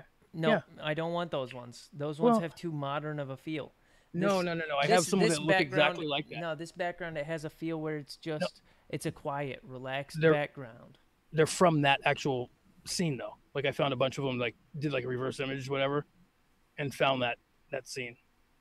What we use on YouTube? Yeah. Just not for anything, just so we have Not them. to mention, I'm really proud of it's good. The design I did with the lettering on StopGap radio show. It's a scene and some letters. It's good. I like it. I can't figure out that font. It's aesthetically pleasing is the problem. Is why I enjoy it. It's a very nice cabaret kind of font. Cabaret. I think we're just classy as fuck. I think that's what we're trying to. We really are just classy as fuck. Or we're compensating. We were garbage. Now we're like classy, like triple X. What else you got on your news list?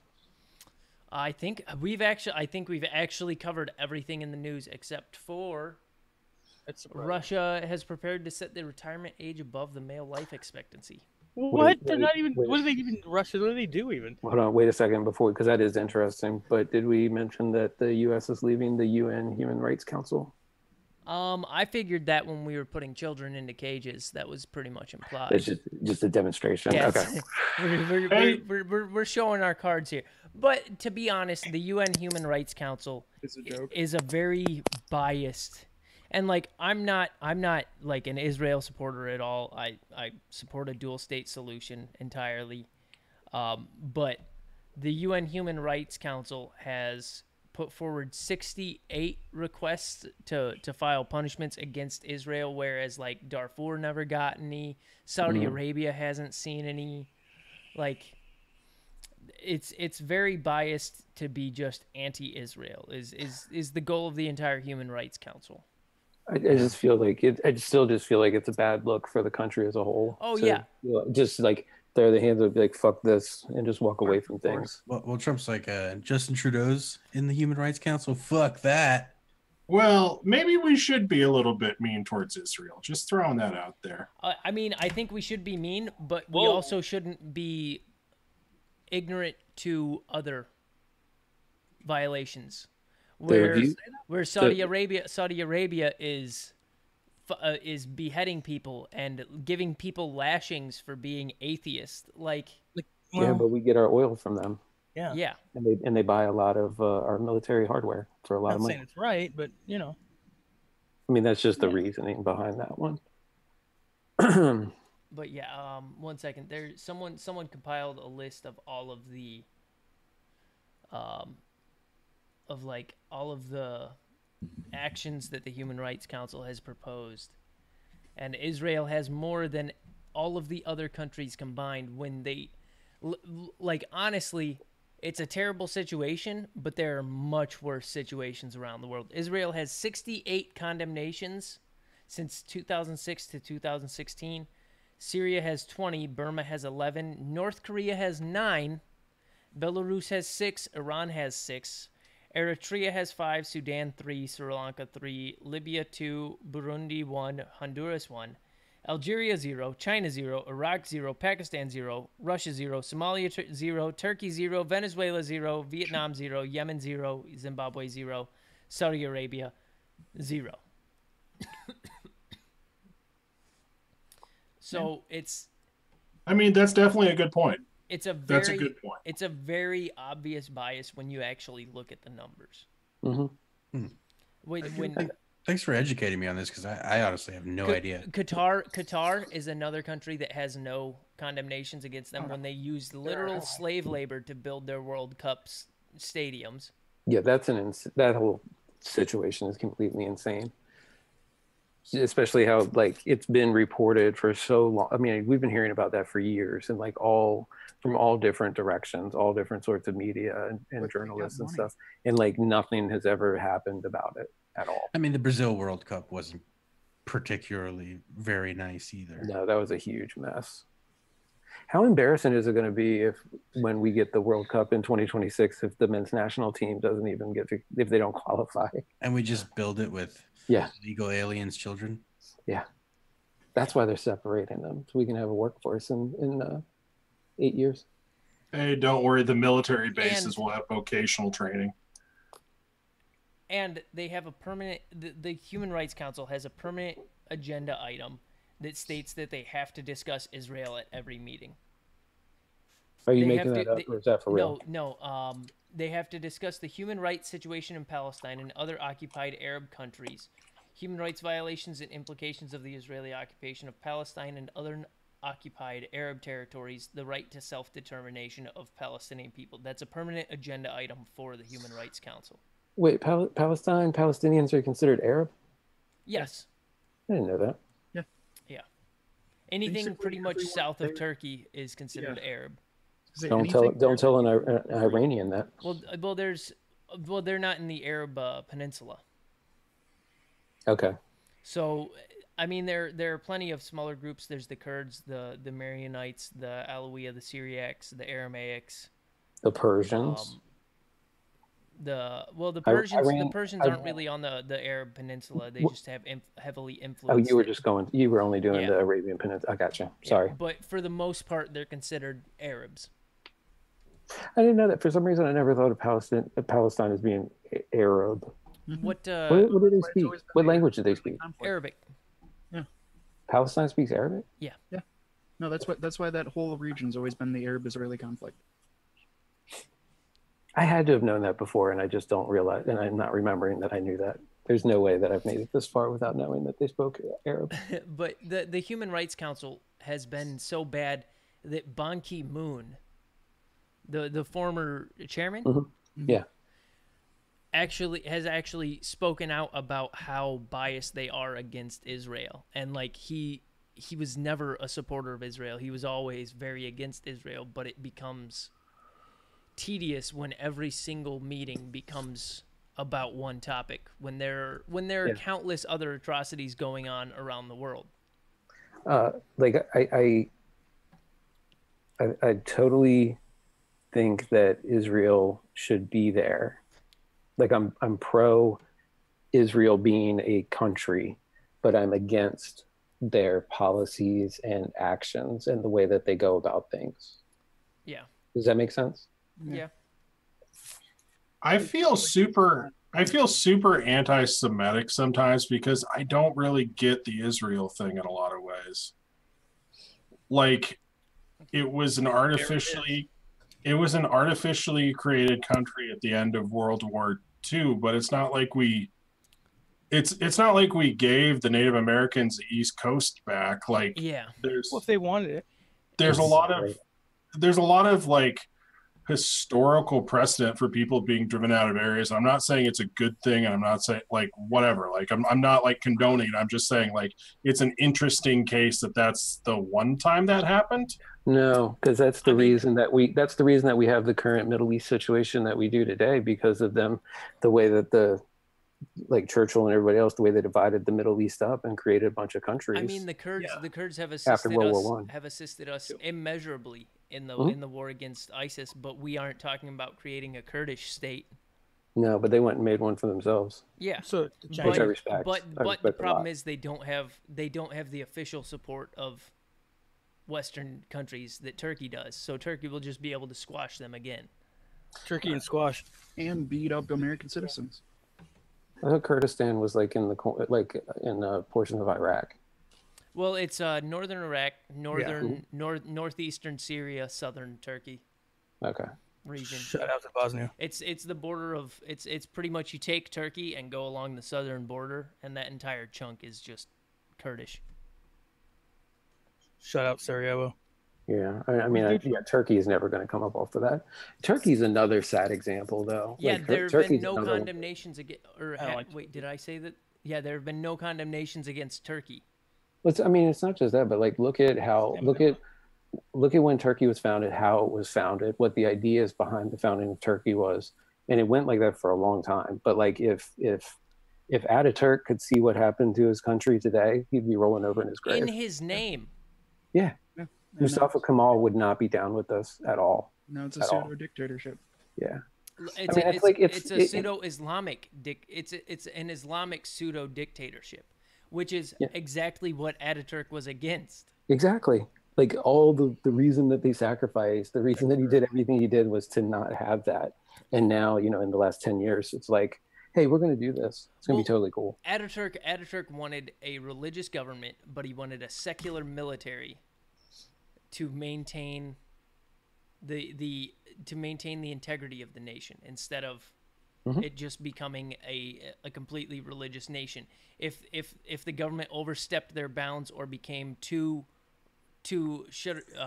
Sharia, he designed the military to be able to step in and take over the government and instate a more secular government. I mean, and also like they totally wanted, like they wanted Christian Turks. They wanted all the Turks regardless of that. But Erdogan found a way around that. Yep. By faking a coup and deposing all of the. He's just following Putin's playbook. Yeah, all the secular leaders. Then he just came over to America and let his bodyguards beat up a bunch of protesters, which is completely ridiculous. Completely ridiculous. I will say though, Turkey has some amazing food. So I do. I hate turkey. It's the reason I've eaten meat in 20. We talked about it last week, didn't we? Yeah. Like gross. Turkey, because they pump it so full of antibiotics that it's just fucking water weight. It's like a pterodactyl at this point. It's not. It's not about how good you can make turkey. It's about how not fucking dry you can make your turkey. Yeah.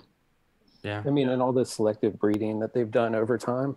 It's like bananas. Like there's only like one type of banana nowadays, and there used to be like hundreds or whatever. That was because of fungal infections hitting entire banana crops, and because like bananas don't grow well naturally, so they would splice bananas and use essentially genetic clones. They'd just plant a banana that wasn't fertilized by another banana, but they'd just break off a stem of the banana plant and fucking plant that, grow a new banana tree.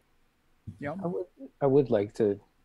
I wish I'd been able to try some of these different types of bananas to see like how much variation. Like it was the amount of variation similar to like the amount of variation between like apples. You know what I mean? Yeah. Where the different types of bananas is different as like a Fuji to like all apples are the same exact apple too. Yeah. Can you imagine someone trying to keep track of the topics on this show? Yeah. Like, literally the last 5 minutes we went like Let's go. Yeah. We're getting away from the depressing shit. If you could go back in time to do anything that's just a silly personal thing, like go back and try bananas, what would you do? Marilyn Monroe. I'd really like to visit a speakeasy. Ooh, that's a good one. Just go to Brooklyn. That's a good one. See the fucking. It's the same. Just see what it was like. See the environment that was in the speakeasies. Yeah. I can get behind that. I don't know. I don't know. I kind of want to try like. Concrete looks so confused. I honestly want to go back. I want to go back and try Dodo Bird. I want to see what it was like. I want to taste what it was like. That's a good one. I want to go back in time about 30 years before they banned selling like heroin and shit over the counter. When you could go buy some laudanum and some cocaine. Yeah, just get some cocaine for a toothache. Yeah, like some cocaine and laudanum from like my local like druggist. Yeah. I wasn't sure where I was going, but I'm with you. Or when like everything, when it was a fad to just buy radioactive home goods. Yeah. Because nobody knew any better. Yeah. Go back to like when there was like founding of radon or yeah, but like the radon and the radioactive shit, that isn't fun. I'm just saying, like, but the presence of science in your home at that moment. Yeah. I mean, I don't think I'd care because I'd be whacked on laudanum and over the counter cocaine. Yes. Mine's something to do with like the Wild West era. Like I don't know what, but it's like kind of fascinating. That era of American history. Or go back into the Wild West. Opium. I don't want to do the Wild West. I want to go lay in an opium. What the fuck are you talking about, Graham? We're talking about Wild West. We're talking about Wild West, and you go, "Oh yeah." They used to have opium dens. He wants to go back to He wants to go back to British ruled China pre-opium wars. Listen, motherfucker, don't act like my fucking choice is different. They're not as good. You want to go back and get cancer? Fly out to Afghanistan if you want to hang out in an opium. Yeah, fresh heroin. It's the source. No, what are you talking about? I'm just saying that there used to be opium dens. That's exactly what you're saying. Yeah. You want to go hang out with radon? I want to go hang out with heroin when it was legal. Fair. I agree with Rick. I mean, I want to do Wild West, but that's just because my uncle lives in Dodge City, Kansas. Or you know what? So growing up, it was seeing fake Wild West every fucking summer. I want to go back to immediately post World War II, just so that I can see what it's like to be proud of. Just so that I can see what it's like to be proud of America. Yeah. What would you do? Would you do like what the Russians did? Could you imagine the environment, like the just the prevailing mood around? Well, yeah, no, that's what I was thinking. You'd have yourself a baby boomer and ruin the fucking economy. You just defeated the Nazis. Yeah, and like the whole world loves Americans, right? The whole world loves Americans. The economy's doing the best that it's ever been. You can work in a factory for 30 years and retire and own a home. Like, what must it have been like to just have that sense of pride? Probably like just on a rampage, man. Like, just super excited that Berlin just fell. I know what you mean. Well, the Berlin Wall didn't fall until 92. Well, 91. I said Berlin. That's when the Berlin Wall had just been built. Yeah. Itself, like, the Russians came in. They had their little party. I know what you're saying. Well, no, yeah, that's what I was thinking. Like, start a country. Like it would be, dude, go to when the first prison ships were dropped off in Australia, or like the start of like the U.S. being founded. Like those would be very fucking interesting times. Yeah. We need to get Theo on to see if like there's like a Wild West history of Australia where it's just them trying to fucking figure out what they're doing. Right? Like, no, like that's really interesting to me. They're like, what the fuck, mate? Slowly realizing that the entire country is poisonous and venomous and wants to kill them. Yeah, but what are you going to do about it? And you get this isn't so bad. And then they find these aboriginals where they're like, it's something that we can kill now. Yeah. Like, seeing an actual group of people have to come together and like form a government. Like, that would be really interesting. I read a book called The Luminaries a couple years ago that took place. It's a novel. It's really highly recommended, but it took place in New Zealand during like their gold rush, like in the later 1800s. It was fascinating. Yeah. What about in the chat? What would you guys do? That's just like a personal thing, not like go back and kill Hitler. Something that would not improve the world in any way. It wouldn't affect something that's interesting to you. That you would just go back and be. I'd like to also, if I could like pick my station in life, going back to something like the 18th century and being a gentleman naturalist from a rich family, where you just go out and like you find like 18 new species by wandering around Scotland for 3 months. Yeah, that was on my next list. Like, actually do the Autobahn Master and Commander style. Actually, be an explorer. You can still do that kind of in South America. Like, there's still being new species found all the time, which I think is cool. Well, not even that, but just land somewhere that's never been discovered. Yeah, it's not on any maps. There's no maps where you are the first person to like document any of this shit. Like, well, I'm not.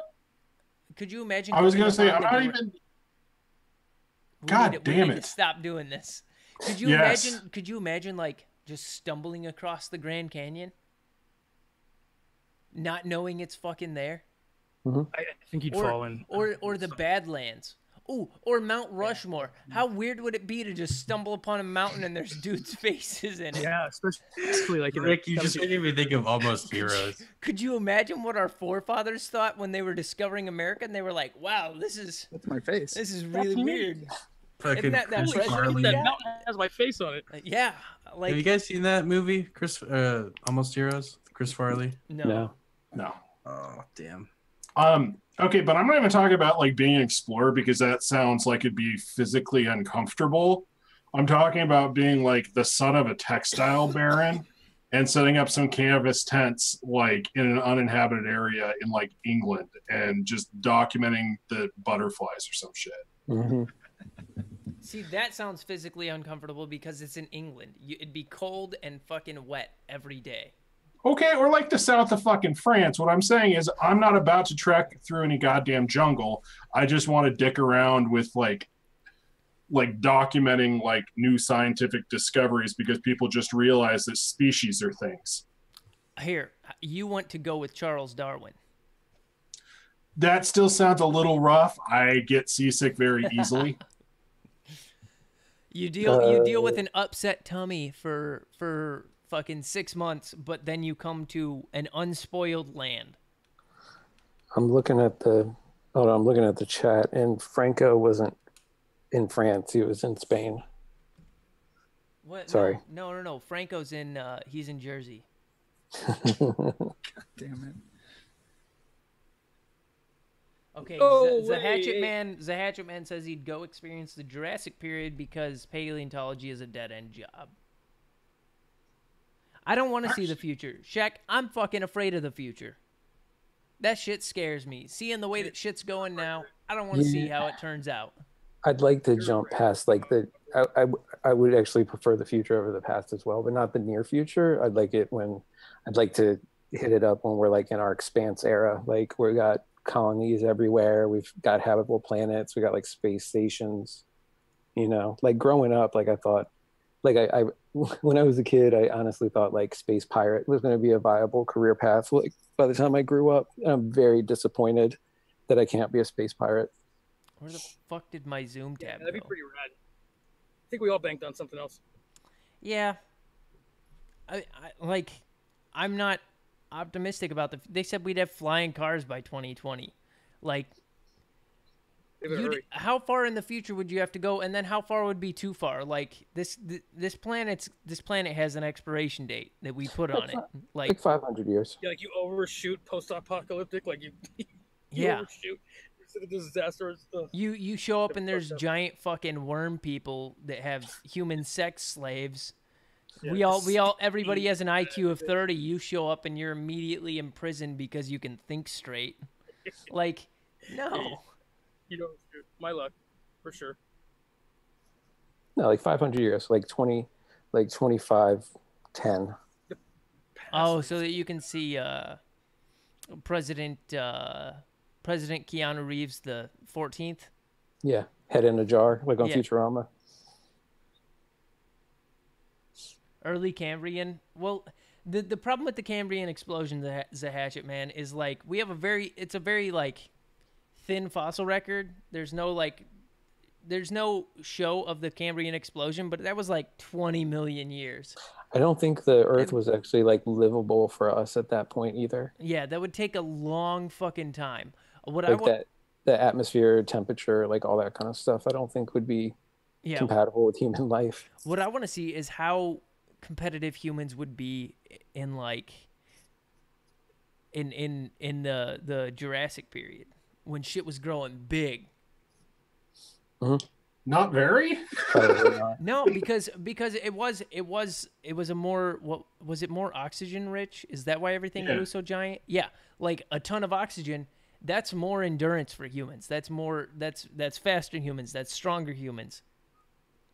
Like I want to know how we would turn out. I just want to witness the heat death of the universe. I'd like to first contact. That's my final answer.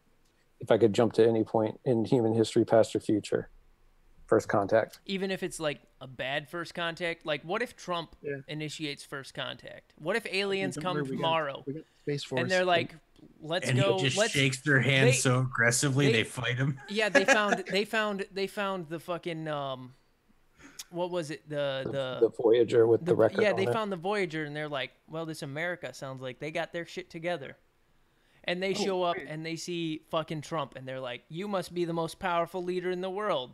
What's going on? And he says, well, let's fucking, we'll make you separate but equal. Yeah, they're gonna be like, why is this one red? Is it because he's the leader? They think all of our presidents have to get dyed orange when they take office. Okay. No, I mean, even if it was bad, even if it was a bad first contact, I still would want to see it just because it's fucking first contact. I would also like to, even if it turns into War of the Worlds, like instantly, at least I got to see it. Yeah. I would also like to uncover the whole like Shakespeare ghostwriter thing. I think it'd be cool. Ooh, or see one of Shakespeare's plays live. Yeah. I'm more curious if it's actually him though. I don't know. After reading all the speculation. Go back to Jesus and see what the deal was. I wonder if in not interested. I wonder if in like 200 years they're gonna be like, I wonder if Stephen King had ghostwriters. Because he sure did write a lot of plays and sell a lot of books. Like I wonder if it was fucking obvious to the people at the time. Like, Shakespeare, he's got like 20 people just writing plays for him. He okays them. Like, I wonder if it's gonna be like that.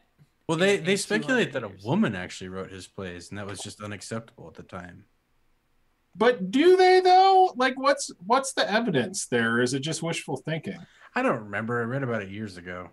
Because the last one I heard was like Christopher Marlowe or some shit. That one too. That's one too. I don't know. I'm just curious about it. Here's something that you'd be able to observe in a lifetime. Jesus' miracles. I want to follow Jesus around. See what was up with the dude. You might get you might have a chapter in the Bible after that. Yeah. Just throwing shit at poor people. That'd the be book of Skittles. That'd be the book of Skittles. The book of Skittles, and I just chuck rocks at poor people to get them out of the street before Jesus comes. Like you would just join. That's a little too impactful, you know. You're a path. That's like Sound of Thunder. Like you don't want to fuck with that, right? Yeah, that's a good point. That's a good point. I think it was probably. I think Shakespeare wrote some of them, but I'm sure other people probably had to write at least a couple of them. Maybe like multiple people doing different ones that all just kind of got lumped together. I mean, you could relate that to the Bible too, though, sort of. Oh, absolutely. There's like 80 people who wrote the Bible. Oh yeah, and I mean, and then it was, it wasn't until King James and he decided what was going to be in there and what wasn't going to be in there to make it fit what he wanted it to fit. Then that's what we have now. You left the part about cold fusion and hydrogen powered cars out of the Bible deliberately. Yeah, we can't put that in there. People are going to catch on to us. Yeah, another interesting thing would just be like to be the fly on the wall during the Manhattan Project.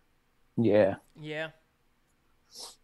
Dude, like it's hard to not like look back and romanticize it because it'd be really interesting to see how it actually functioned day to day. But like reading about some of like the misgivings that these people had after the Manhattan Project, be really interested to see if that actually showed up in any of their works or it was just like later they realized like, holy shit, maybe we shouldn't have done that. I mean, I think Oppenheimer knew like immediately. And I want to watch just for curiosity, I want to see like the Nazi party come to power. Just watch the entire mindset of a country shift. Another interesting thing would be like to be in the crowd during Marie Antoinette's execution. I mean, the whole French Revolution, as long as you don't get caught up in it. Yeah. You're gonna. I just want to see what Lenin was smoking, man. like there's no denying that guy had a massive impact on history, and I just understand so little of his motivation, which is probably just me not being educated. That's true. Yeah. The impact that he had, I think it's kind of overlooked. It's easier to point at Stalin when you talk about Russia, you know what I mean, versus the guy that got everything in motion for Stalin to be able to assume power. And Trotsky and Molotov and all those other dudes, it'd be interesting to see how you go from essentially what's a bourgeois coffee clatch into creating one of the great ideologies that shapes the 20th century. Well, I think another cool thing. Versions of it, because Trotsky was supposed to be the one who was supposed to go to power after. Yeah. I mean, Cambodia and Pol Pot's like that on a small scale. Goddamn Cambodians. Fucking Cambodians. Trigger. Seeing how it went from a small group of exile intellectuals developing this and then returning, assuming power, and then conducting the most fucked up shit that they could. Yeah. One that's probably a little more selfish is I would just like to go back and meet your real dad. I mean, these are all in selfish Marco things. Pierre White's kitchen, be like one of the Brat Pack in his kitchen back in the day. These are all just selfish indulgences. That's the thing. I just want to know what you guys would do selfishly, not helping humanity, not going back into the fucking Black Plague and being like, hey, wash your goddamn hands. Hey, don't kill all these cats. It really was. That's what I mean. I watched a timeline of human population growth, and it took us 200,000 years to go to 1 billion. It took us 200 years to go from 1 billion to 7 billion. Mm-hmm. Taking us a million years to get to 300 subs to 400. Yeah, that's our sub growth. We're gonna get to 345 and then just skyrocket. Yeah, I guess we're gonna need that bird flu to catch on, huh? My ultimate selfish one would be to go into the future to the day Colt becomes a second-class citizen. He's just gonna get replaced by the Space Force. Space Force, Jesus. Separate but equal. Oh, we don't even have a working rocket right now. So yeah, the Space Force seems like a stretch. Elon Musk does. I'd want to see my own funeral. Stick around. I wouldn't. Dude, I don't. At all. Yeah, I would. I'd want to see my own funeral just because shot it. Nobody be there. I want to. Yeah. I want to see who shows up. You could treat him shitty. Who did I actually impact in my life that would show up at my funeral? So Just what if fake nobody it. showed up Had a good because one. you found out that no one showed up, but the only reason that is because you were shitty to them because you figured they didn't show up to your funeral? Was it what I'm saying? Self-fulfilling prophecy. Yeah. Time space can come there. Maybe they all would have been there if you didn't find out they weren't there. There's always been a morbid curiosity that's who actually likes me? Yeah, that's fair. I like you. And I'd like to go to my. I'd like you. I love you. You're okay. You are adequate. I'd like to go to my own Maybe a funeral. 4 out of 10. Just see what's going on there. It's last call, but I'll have you. A full day with Hunter Thompson. That's a good one. That's what I was saying. There you go. Come to Vegas. That's kind of like the Marco Pierre White thing. I would not, man. And my life would be in danger so many times in a full day with Hunter S. Thompson. Oh yeah. It's like a Tuesday. Yeah, but I think it depends on what era you go for Hunter S. Thompson. You'd have to go back for Hell's Angels Hunter S. Thompson, not cranky old man in Colorado. I love cranky old man in Colorado. Hunter S. Thompson. Just come visit. Era. You have to go when he's 25, not when he's 40. Although, I mean, he was still going hard all the way up to the end. So we're not going to see another one like him. I'm trying. I mean, the thing that always astounds me, because like I had that period of time, like back then, fear and loathing, like, oh my God, I want to be him. Like, I want to live like this. But like, I don't know anybody that can go that hard and still be able to actually like turn out products, be able to like write stuff that people want to read, be able to report on things and actually be good about it. Like I would get completely out of my head and there's no way I was going to do anything productive at all, Or I want to watch, was it Shakespeare that drowned in a puddle? I don't think so. Was it Poe? Well, no, he was found. Poe killed himself. No, he was found like wandering and confused, like in really poor health, like on the streets of Baltimore. He was taken into a hospital and died in the hospital, but like nobody knows what happened to him, where he got found like that. There was some. It was a rumor though about him, right? There was some writer that like just died in a puddle. Like they wrote great books and at the end they just died in a puddle. And to me that's like that's a fucking poetic ending. Yeah, it is. I don't know. Yeah, it is. Just proof that the world isn't fair. Or that it doesn't matter what you do. Like we all end up in the same fucking place. That's what it was. It didn't matter how deep he was. Nobody gets out of here alive. All right, you guys ready to end this shit? She got deep. Yeah, she got deep at the end. We'll go ahead and end this. All right. All right, thank you guys for tuning in. It's the week of June 22nd. We'll see you guys, or June 21st. We'll see you guys June 28th, about the same time. Usually, we're gonna try and start regularly at 10:30 from now on, Eastern time. But we'll see what the news has for us next week that we can discuss. And thank you guys for tuning in. Don't forget to share us on social media and shit. Try and get that subscriber count up. There's a giveaway. So you can win the giveaway. Giveaway at 345 viewers. If you haven't already, enter into the giveaway on the Back Tits Media Discord. In the giveaway entries, give your fuck, marry, kill, or marry, kill, fuck. In that order, you will be disqualified. In that order, marry, kill, fuck. In the giveaway entries room in the Discord, it should be in the description. Yeah, it is in the description of this video. Everybody have a great week. We'll see you next week. I'm just gonna keep talking to you while I get the outro music up. I first have to find my cursor, but bad preparation. That's what this is. That's okay. We like to hear you try to fill time. Yep. There we go.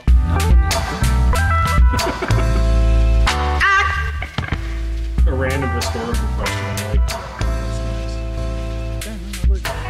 And that's where I reveal that I'm still just a junky piece of shit.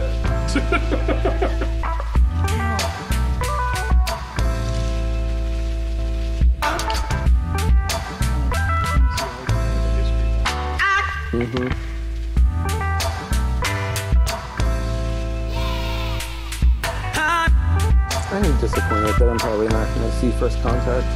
No. I just think that would be like, it would just be the coolest thing ever. To just finally, because